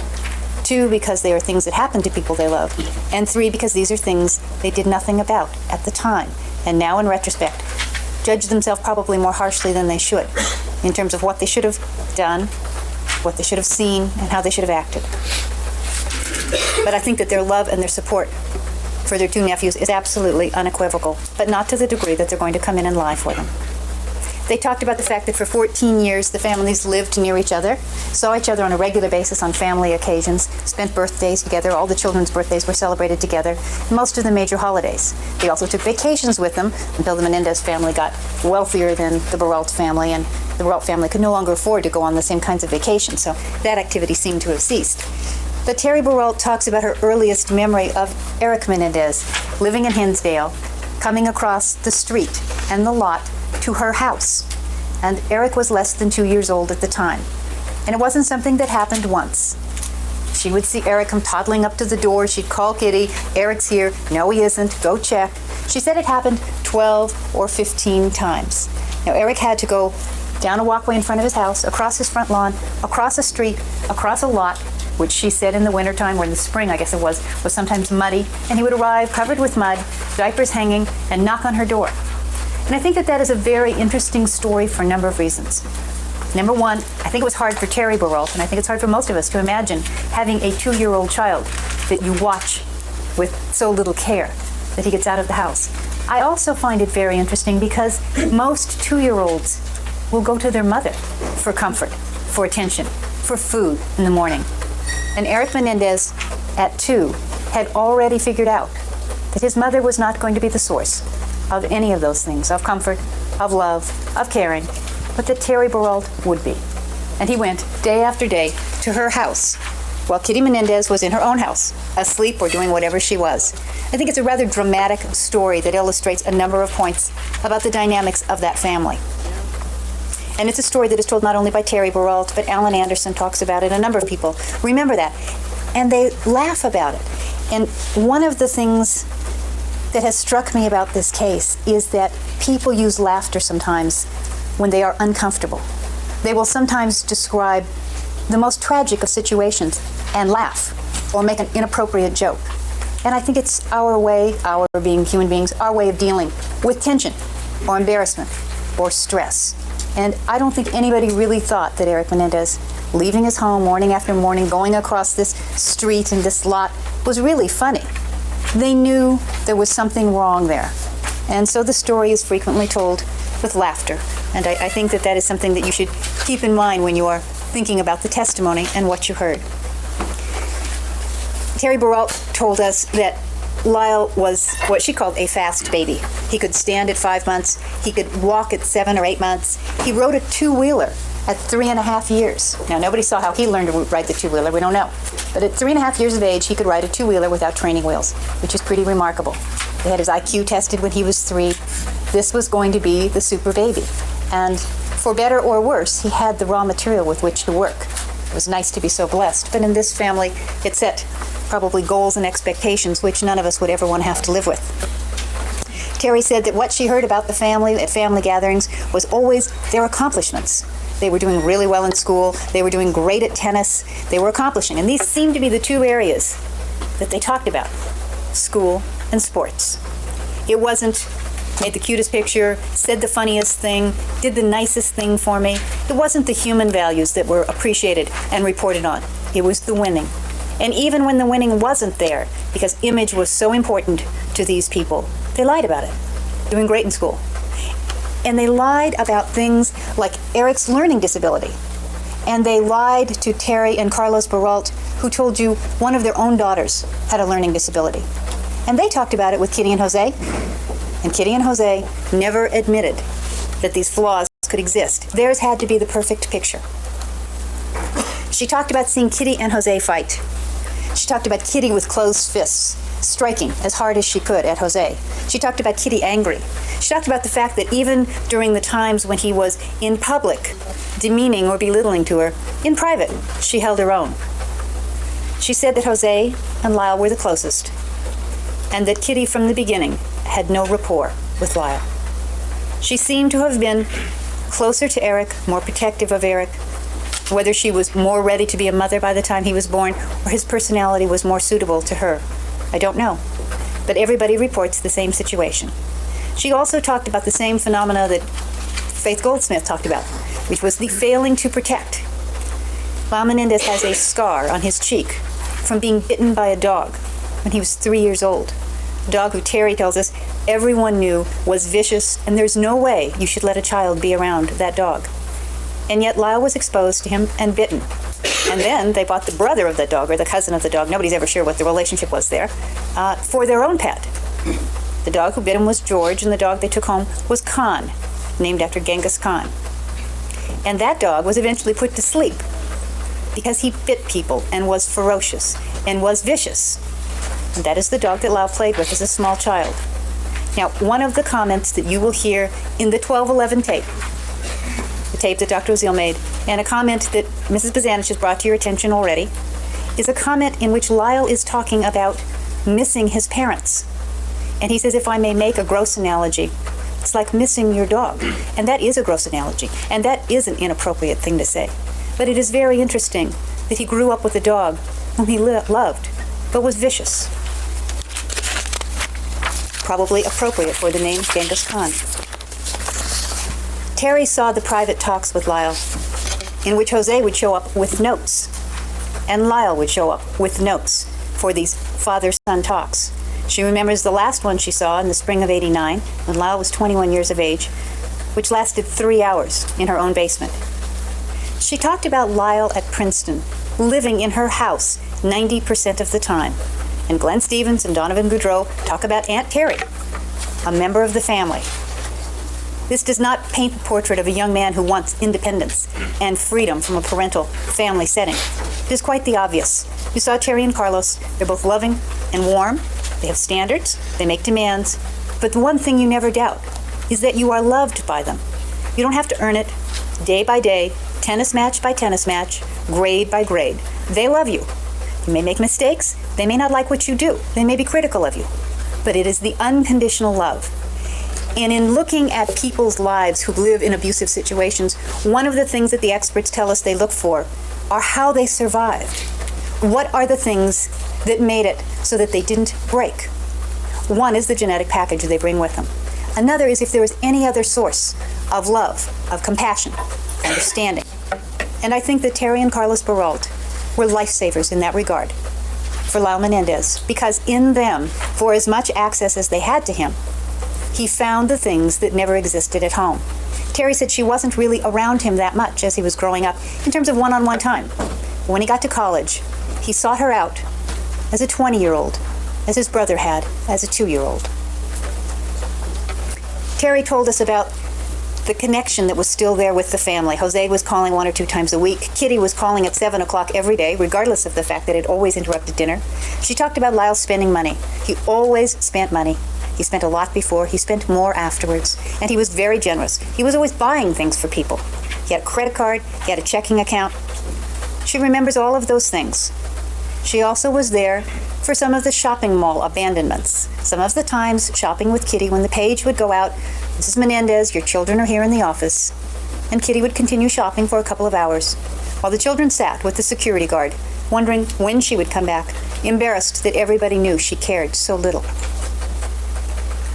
I think one of the things that struck me most about Terry Baralt's testimony is that she was very tense, and it was hard, and she was saying critical things, and she didn't like it, and she was trying very hard to be as honest and as direct. But it was very, very stressful to talk about this family the way she was. And when I asked her, how was Kitty with animals? She lit up. She relaxed. She was great.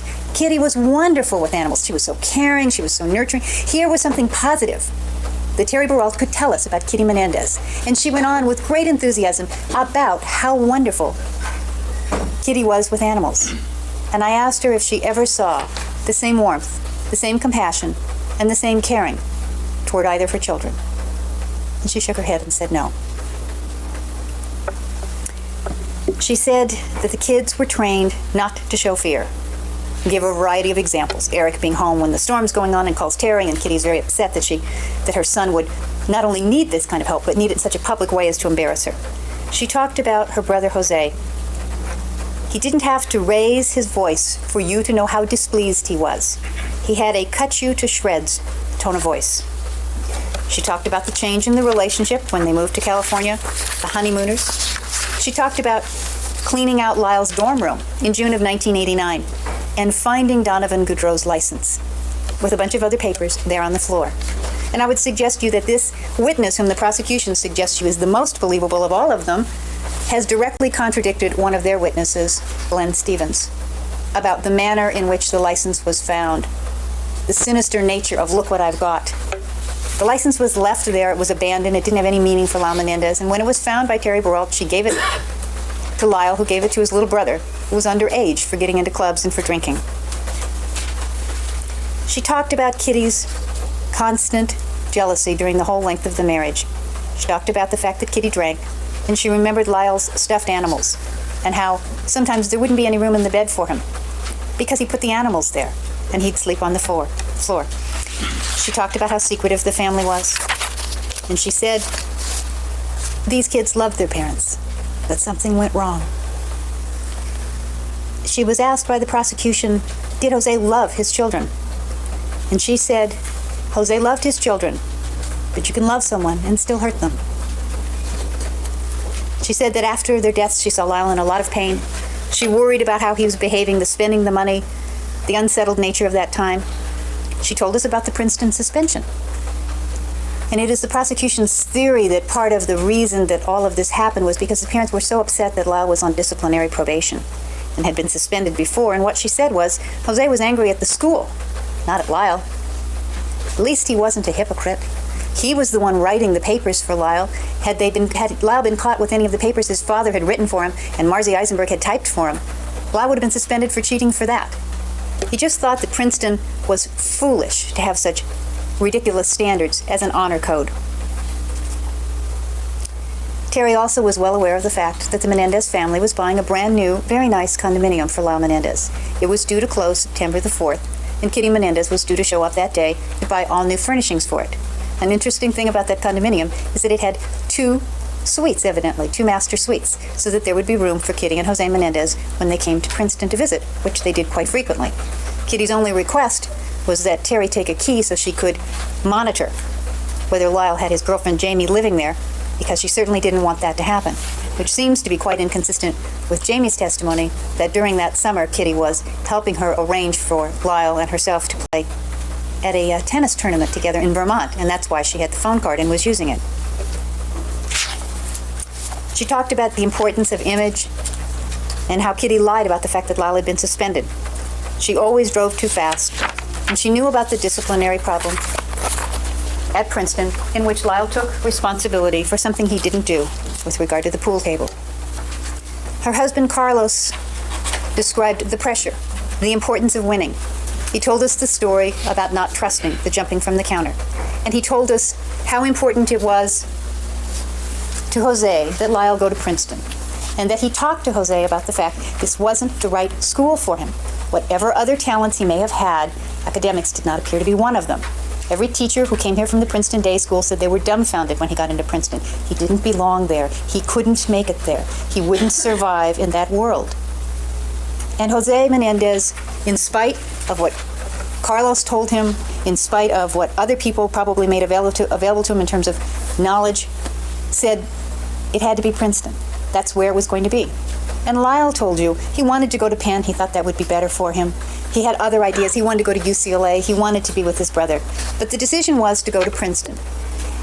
And I think that that is another and one of the more dramatic indications of Jose Menendez's attempt to live his life through his son. He once talked about Lyle being a corrected version of himself.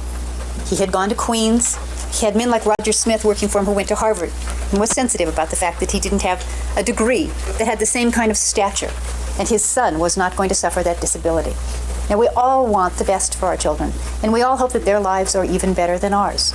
But the question is, do you let them live their own life, or do you attempt to recreate yourself? Jose Menendez believed in reincarnation and talked about it to his son often, and Lyle talked to you about those talks. And it appears that he may not have wanted to wait to come back again. He wanted to see it. He wanted to have control over this new product. And he was going to make all of the decisions necessary to make sure that this product was a good one, according to his definition. Carlos said somewhat uncomfortably that Kitty Menendez talked about the fact that she disliked Lyle, that she disliked both of her sons, which is an incredible comment to make. He also knew about the will. He knew that Jose had told him on 2 occasions he was thinking of disinheriting the children, that he was going to do it, and that he had already told him that he had done it. Because of this information, even after they found the old will, after the parents died, they continued looking for another will. Everyone believed there was another will. And they went to banks, and Carlos said that he called every lawyer he could think of looking for the will, because everybody, including Lyle Menendez, believed there was a new will. He told us about the computer files, that there was nothing in them, that it wouldn't have been valid, that he mentioned that to Lyle. Probably on several occasions there were discussions to that effect in California. He was asked, he also told us about going to meet the probate lawyer that Dr. Ozell referred them to. He was asked by the prosecution what was good about him, what was good about Jose, and what was good about Kitty. And he said that Jose was a great guy to have on your side. You wouldn't want him on the other side. He was asked if he showed his love for his children. And he said, absolutely. How did he show his love? And he mentioned 2 areas. He educated them in the fashion he thought best, and he spent a lot of time on their sports. As to Kitty, did she hug? No, she didn't hug. Was she affectionate? No. Did she seem to love him? He said the last 4 years it didn't seem like it. And he talked about the fact that Lyle talked back to his mother. It appears from several witnesses at about age 14 or 15, the relationship between Kitty and Lyle Menendez, although never good, became worse. Carlos told us about seeing Kitty strike Jose as hard as she could, and about her standing up for herself, about the both of them being strong, and neither one of them giving in to the other, really. He told us about Lyle telling him that he thought he'd been disinherited. And when asked about how Jose was in business, he said that he'd seen him humiliate subordinates. And what were the circumstances? When the subordinate embarrassed Jose. That was something you didn't do. He never, in spite of being around them as often as he was for as long as he was, ever saw them talk back to their parents, or talk back to their father, or resist their father in any way. He also told us something which was directly contrary to what Mrs. Bazanich argues came from Ed Fenno with regard to where Kitty and Jose wanted Erik to go to school. Carlos said very clearly they wanted him at UCLA. He remembers being a part of the negotiations when their marriage split in 1980 or 81, and Jose said he didn't love her, but needed her back to care for the boys. And her concern did not appear to be for the boys during that period of time, since she just took off and left them. When Erik and Lyle lost at tennis, according to Karen Farrell, didn't matter a bit to Kitty and Jose. According to Carlos and a number of other witnesses, Kitty and Jose would be mad, and they would never console the kids. Carlos, as a number of other relatives knew, was aware of the fact that Jose had not yet taken the physical for the $5 million policy. And he commented that it appeared that a number of the family members knew this, including Lyle. Pat Anderson was in here. She is Brian Anderson's ex-wife. And she was probably as animated as he was restrained. Mrs. Bazanich said, well, she told you that Erik talked back. And that's true. But what she described was a tennis match in which Jose was yelling at Erik as he was playing, yelling directions, yelling coaching thoughts, telling him what to do, criticizing him for what he did wrong. And Erik Menendez, at 18, in a very public setting after being yelled at and humiliated by his father on an ongoing basis, turned and said, shut up. She also tells us what happened after that. He lost, and Jose literally pulled Erik off the court. She said Erik looked terrified. She said, you know, being a mom, I just wanted to hug him. I just wanted to tell him, there'll be another day. And when she got up to do that, Kitty restrained her and let her husband take him away, berating him the whole time. That evening, they're all to go to dinner. And Pat Anderson is waiting. And she's told they can't leave yet because Jose's in Erik's room. And they wait, and they wait, and finally he's available to go to dinner. And she says, I want to go see him. I want to tell him it's okay. And her husband, Brian, had the same feeling. He wanted to go see Erik and tell him there'll be other matches. Don't worry about it. So Jose took them to Erik's room, to which he had a key. When they walked in, Erik was in bed and the room was dark, and he looked very sad. They then went to dinner that night. Jose said, Erik's not hungry. He's not going with us. And Kitty went back to her room. Pat had no idea why, and it was some time before she appeared again. She appeared spaced, dazed were her words.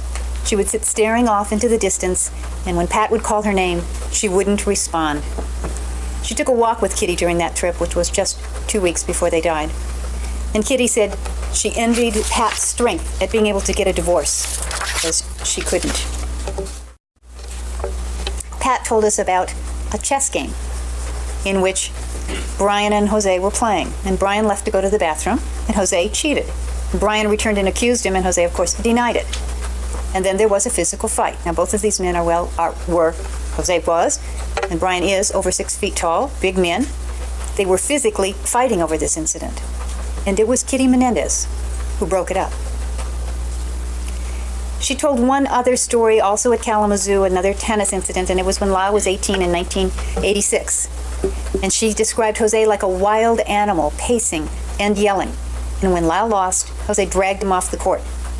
She said the same thing again. I wanted to hug him. I wanted to console him. I wanted to say, I know you're sorry you lost, but it's not that important. And she was once again restrained by Kitty Menendez. And once again, Jose took his son off to talk to him, and she described him as head down and looking sad. And in the car, she wanted to console him, and Jose said, don't do that.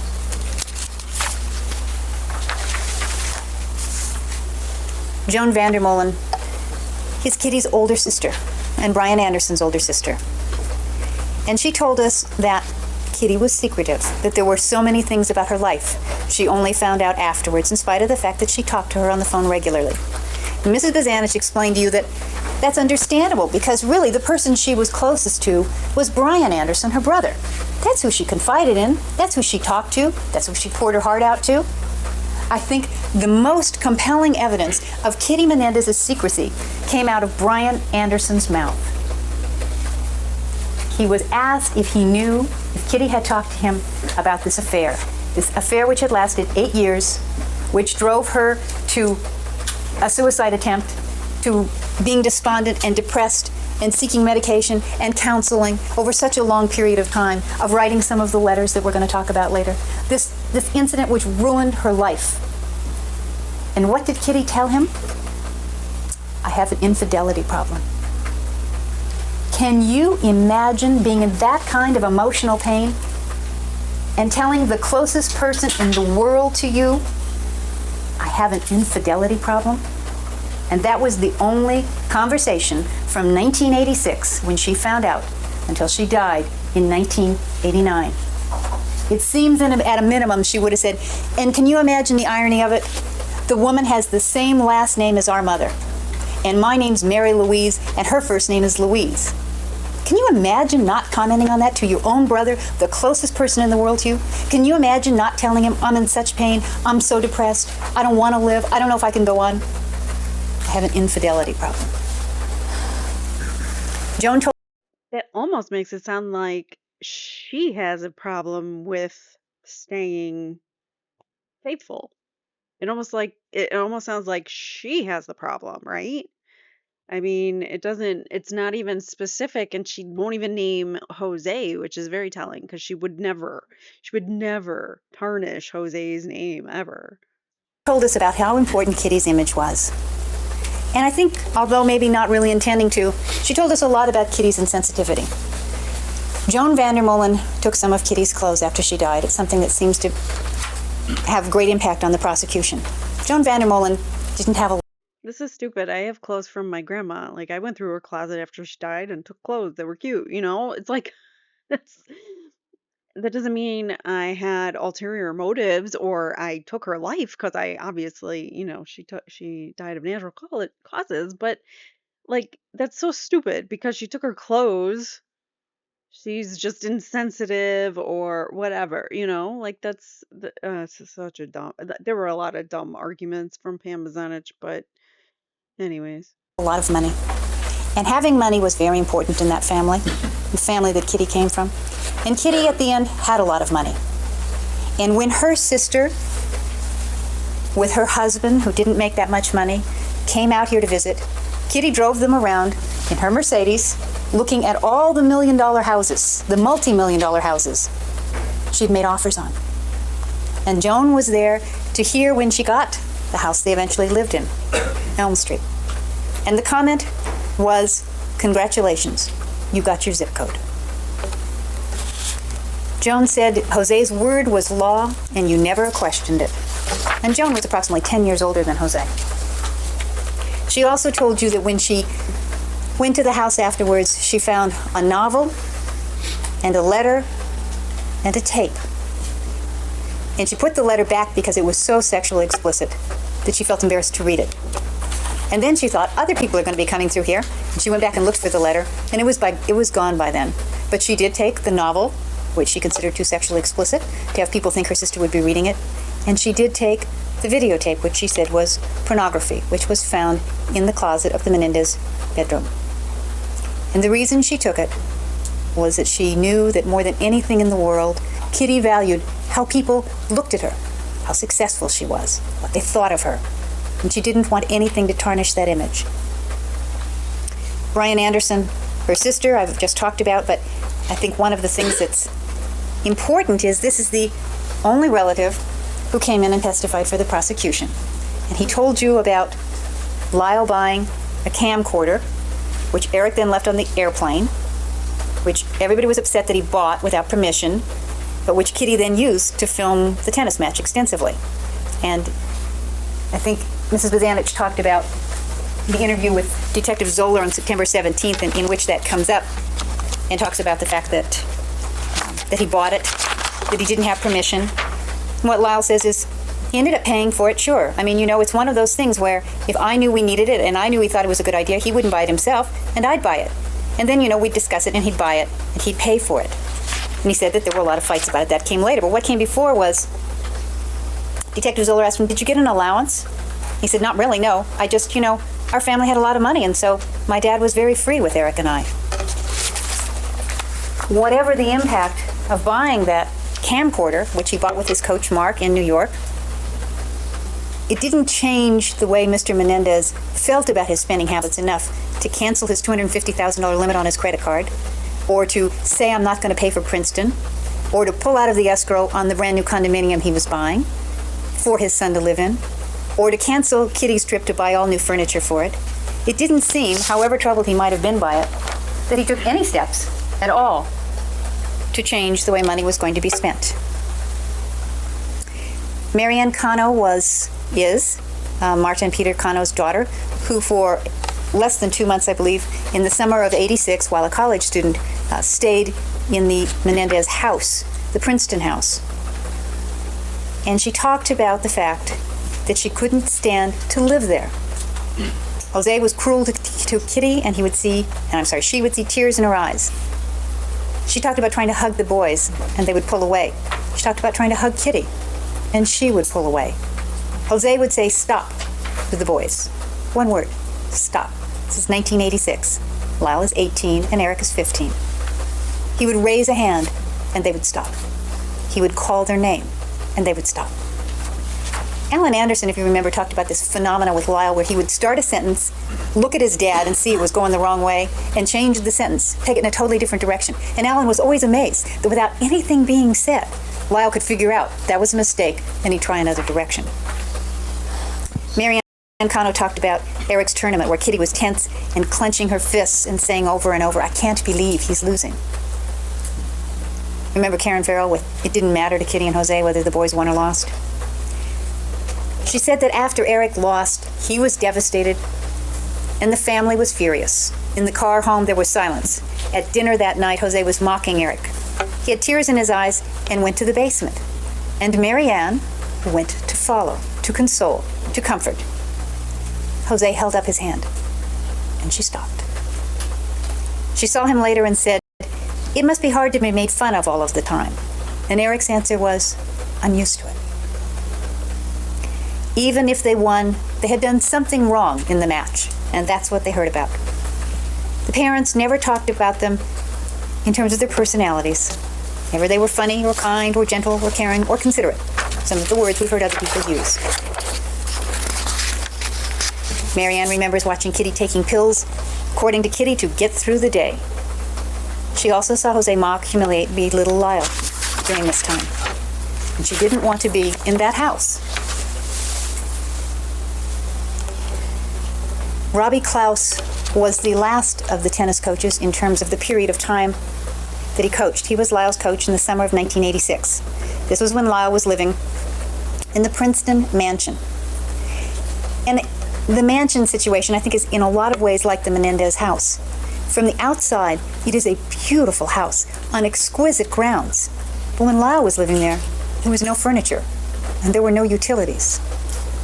And we know that not only from his testimony, but from Jamie Pisarcik's letter, where she talks about, remember us living in the Princeton house and having no heat.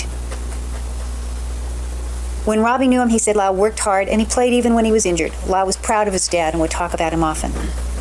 But at one point in time, Jose Menendez decided that Robbie was getting too close, having too much influence on, taking his son in a direction that he didn't want him taken.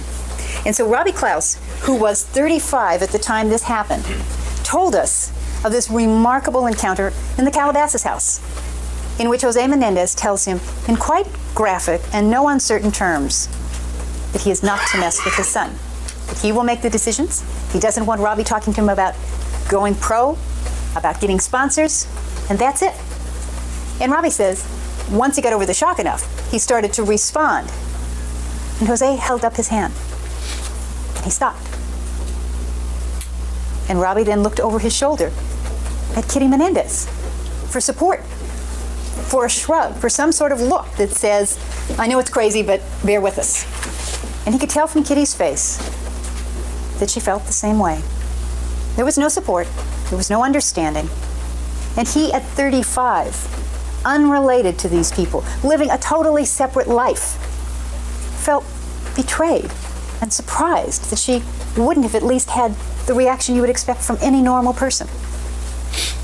You can imagine what it must have felt like as a child when that happened. He tells Lyle about this incident, and then he says Lyle does something he's never seen before, which is to tell his opponent, to whom he lost, to just report that as the score. He couldn't forfeit, that would get back. But he walked off the court. Robbie said, I was afraid for my safety and for Lyle's. Dr. Cox was one of Kitty's treating doctors, and he told you what he saw. He talked about her. Well, before I go into that, the prosecution said he had nothing but nasty comments about her. I'm not sure that's really a fair characterization. He told you the diagnoses that he gave her. He told you of the problems he saw that she had. He talked about her alcohol and drug dependency. And he talked about part of her alcoholism was also linked to this image issue. That for her, because she drank an expensive cognac, that was something almost to be proud of. He talked about her being suicidal. And he talked about the fact that being suicidal can have two functions. One is your life is so painful, you can't endure it. You can't think of facing another day. And the other is to punish someone. It was clear from what she was talking to Dr. Cox about, the person she wanted to punish was her husband. And the impact on the children seemed to be something of minor consequence to her. He described her as depressed, saying it was a long-term depression, going back to childhood. The symptoms of depression, among others, would include sleeplessness, withdrawal, and bursts of anger. And he talked about the anger of a depressed person, that it's bottled up and then it explodes unexpectedly. He talked about her obsessive behavior, that she had tracked Louise, the girlfriend. She'd flown to New York, she'd photographed her, she'd talked to her, she'd called her on the phone. She couldn't let go of it. He talked about her being unavailable as a parent because she was obsessed by her own pain. Now, I think that if you take his comments about her depression being long-term and from childhood, and the fact that the pain made her unavailable as a parent, you get an explanation for how she could behave the way she did around her children. You will be given some letters to look at that she wrote herself during this period of time, 86 and 87. It looks like some of them are dated, some of them aren't, but they appear by content to apply to that period of time. I'd like to direct your attention to one particular one.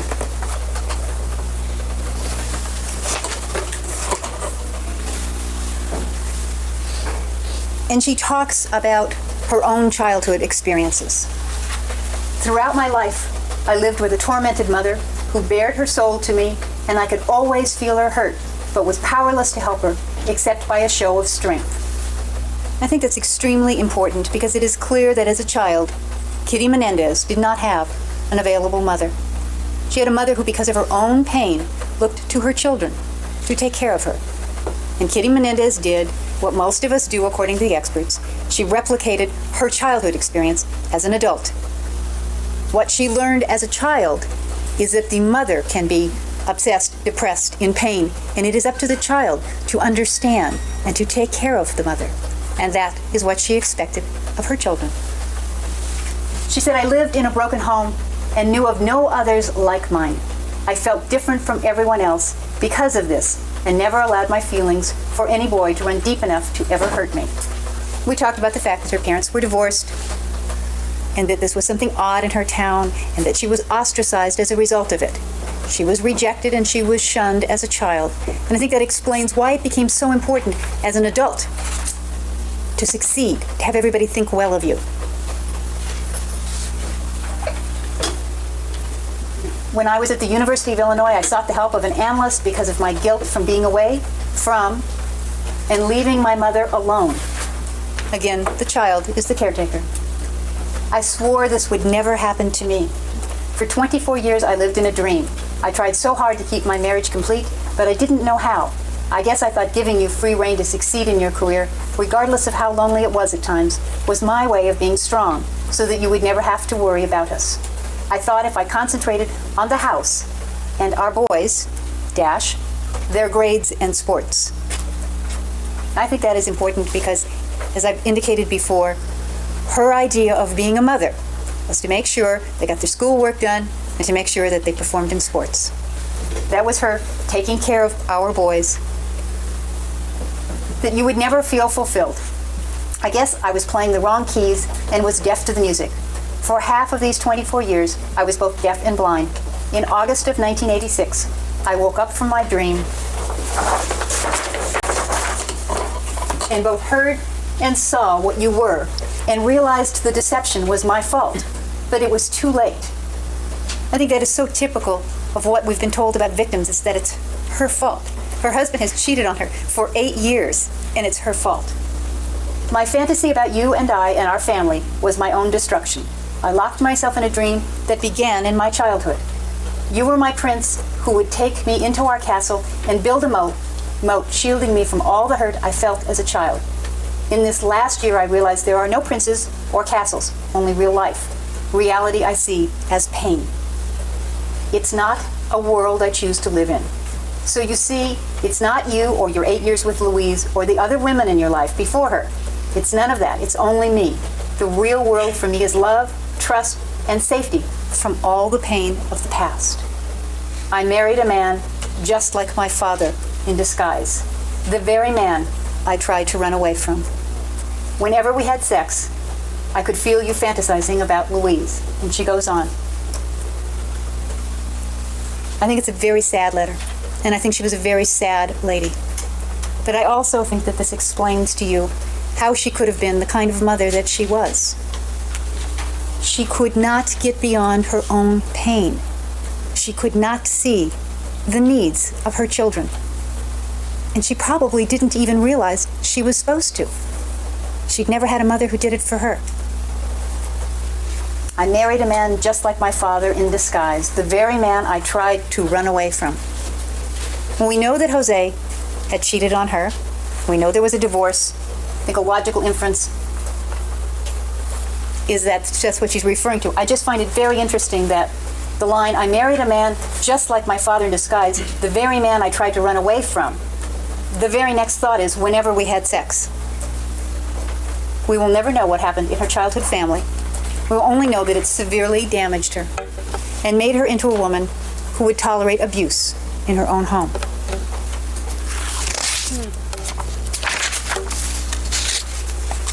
Wow.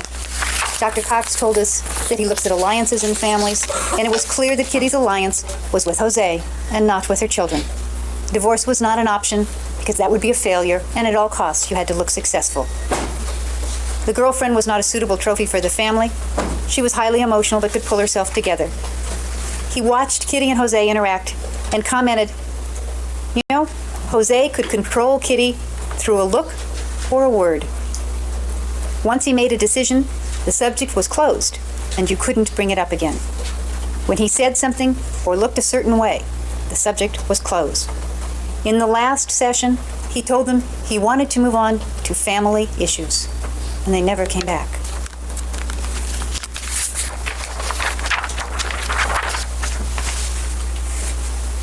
Dr. Emery was here briefly. He told you that he gave Mrs. Menendez her medication for a considerable period of time, that she would never discuss the underlying cause of the depression. She was very concerned about him finding out about it.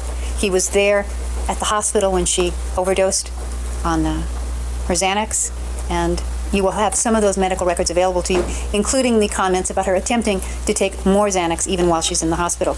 And then the comments which reflect, as he testified to, the fact that she was extremely embarrassed at being in the hospital and signed herself out against medical advice because it was too embarrassing to have had this happen to her. She stops taking medication, it appears from his records, sometime in late 88 or early 89. You will be given a number of Mrs. Menendez's letters to read. And I would just like to point out particular things to them. Some of them are dated, some of them have Dear Jose on the top, some of them just appear to be notes she wrote.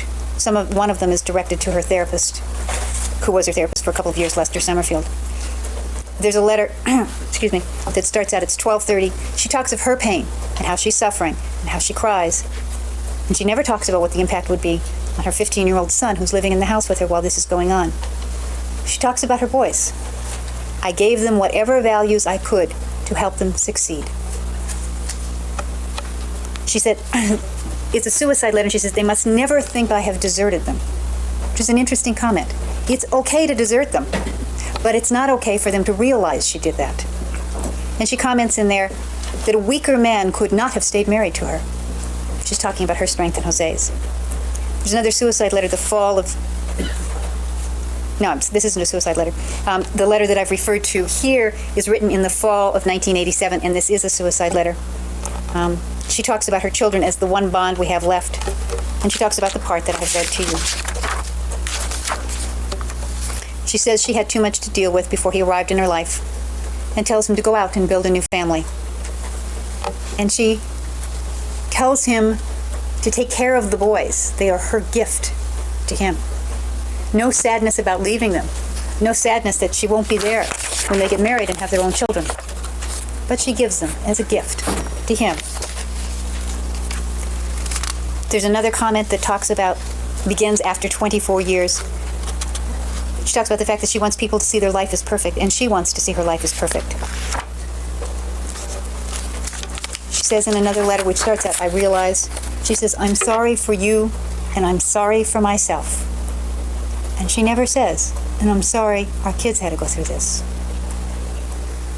At the end of November, or in the middle of November, November 18th, 1987, just days after she is hospitalized for her suicide attempt, she is home, and she writes a letter which says, and this is the letter to her therapist, I'm home, I'm waiting for Jose to come home, I'd like to have a drink, I'm going to try not to do that, Eric's going to come home soon, I have to help him with his homework, and then he calls, and he's going to be late, and she's waiting, she fixes herself a drink, she has a cigarette, and he calls at 11:35 at night. Now this is 10 days after she's hospitalized for a suicide attempt. 11:35, Jose called, he's going to stop for a drink, and he'll be home in an hour. Marzi Eisenberg was Jose Menendez's secretary, and she came in here to talk to you, as Mrs. Bazanich said, for balance. With all of the people who knew the family and all of the people who had things to say about them, the two people who came in for balance were his secretary and Kitty's brother, Brian. With regard to Kitty's brother, the one thing I did forget to mention was he told us that he had refused to make himself available as a witness to anybody in this case until very recently. And he admitted that he had filed a petition in the probate court, where the probate matter is still pending. Because of testimony at the trial, there's reason to believe that Kitty Menendez may have lived slightly longer than Jose Menendez. And under the law, that means that whatever money they had would have gone first to Kitty Menendez before it would go anywhere else. So Brian Anderson, on behalf of his stepmother, Doris, who was not related to him or to Kitty, came in and made a claim for whatever money might be left in the estate. And he also, because the estate has been so depleted and still has considerable bills outstanding, asked that Terry and Carlos Peralt be required to reimburse the estate for various expenditures which Brian Anderson didn't think were appropriate, such as fixing up the Calabasas house. And there's a number of things he's challenging. So he files his petition in which he's attempting to get whatever is left of the estate and have Terry and Carlos pay money back to it. And he is told by the judge a very short period of time that there isn't really any issue pending until the boys are convicted. Once they're convicted, they can't inherit, and then the judge will hear his claim for the money. And it is interesting that although His case has been going in court for a long time and in preparation for a much longer time. The first time he makes himself available as a witness is when he receives information from the judge that a prerequisite to his access to the estate is the conviction of his nephews. Wow. Marzi came in, and I showed you the list of adjectives that were used to describe Jose Menendez, and she came in and told you what a nice guy he was. And he really wasn't harsh. He just demanded the best out of people.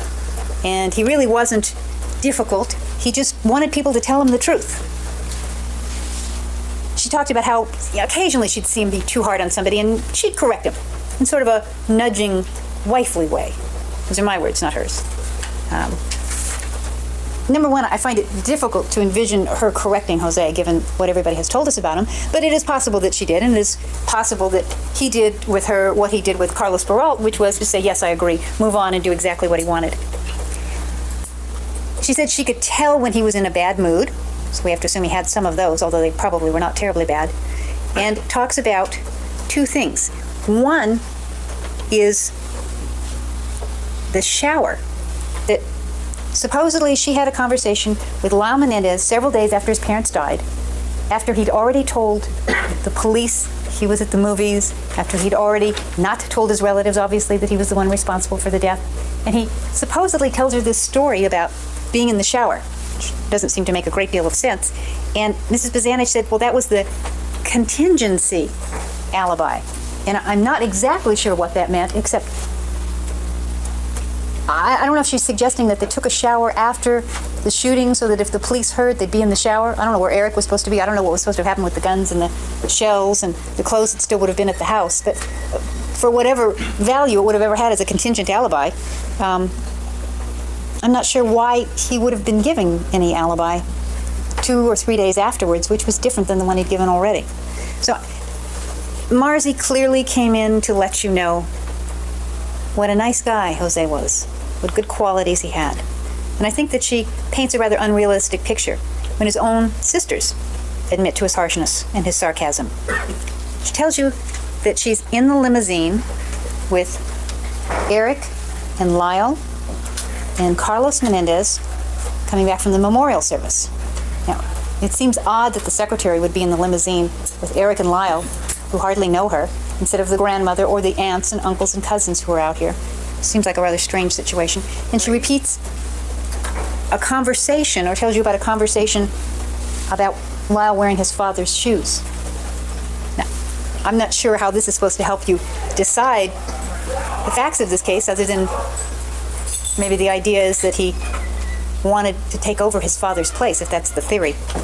But I think one of the things that you need to look at with Marzi is who she was in her relationship to Jose Menendez.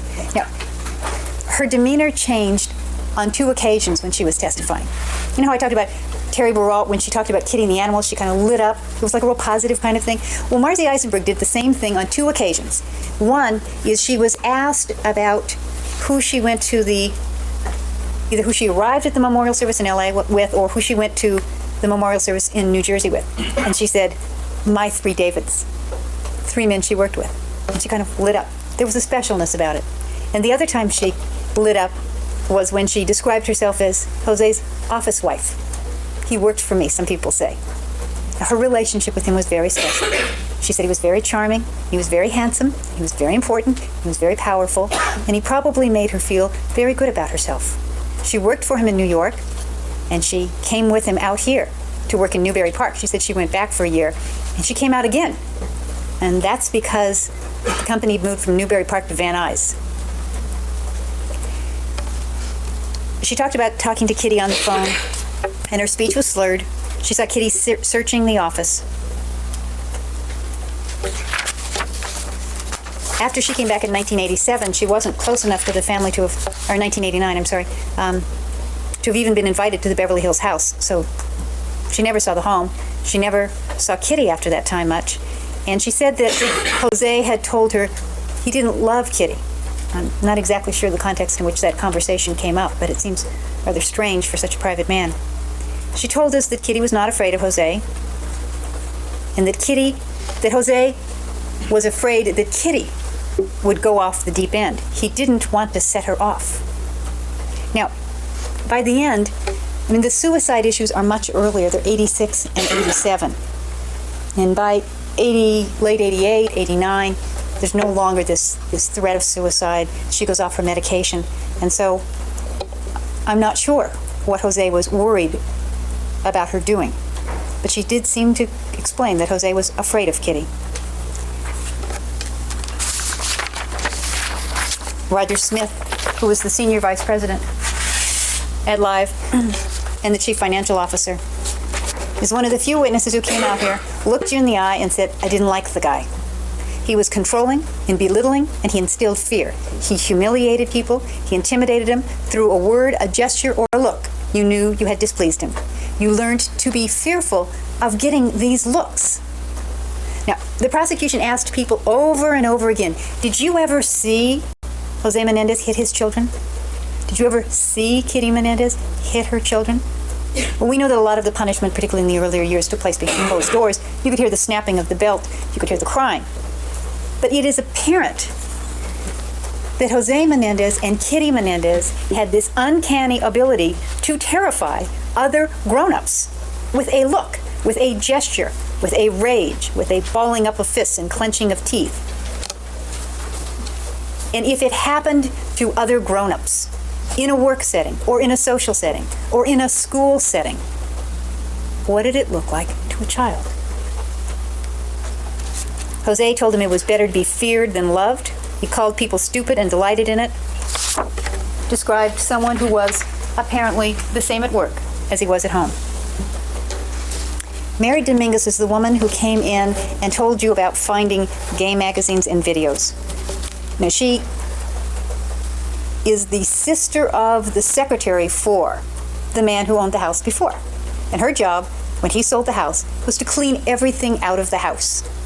And she met Kitty Menendez in the process. And Kitty Menendez then moved her stuff into the house. And Mary Dominguez was quite clear that all of the old stuff had been moved out, and that the materials she saw belonged to the Menendez family. And she described the magazines and the videos, and she had children in the house and didn't want them to see them. She also told us rather strange information about Kitty. She said Jose was a plastic surgeon, and they were from Florida. He had a plastic surgery practice in Calabasas, and she would see her continually sipping from a glass during the day.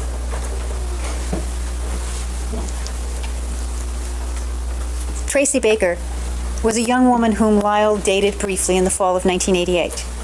And she was around the family for a very brief period of time and had 3 of what had to have been the most bizarre experiences she'll ever have in her life. And she told us about them.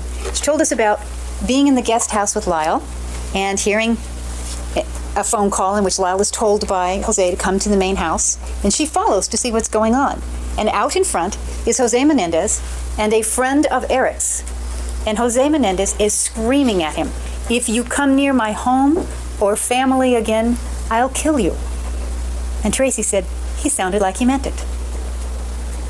Jose told the boys to come upstairs. She saw Lyle a little later. It was never explained. She was at the dinner table during which food was served, and Jose pushed it away and said something. She said, like, "Why are you serving this?" or "What's in this?" and told the boys to go to the car. And Jose and the boys, Tracy Baker, went out to dinner. And Kitty Menendez stayed behind.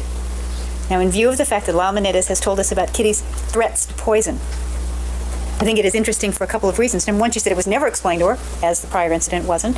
Jose was totally charming afterwards, talked to her about school and her career, made her feel special, made her feel important.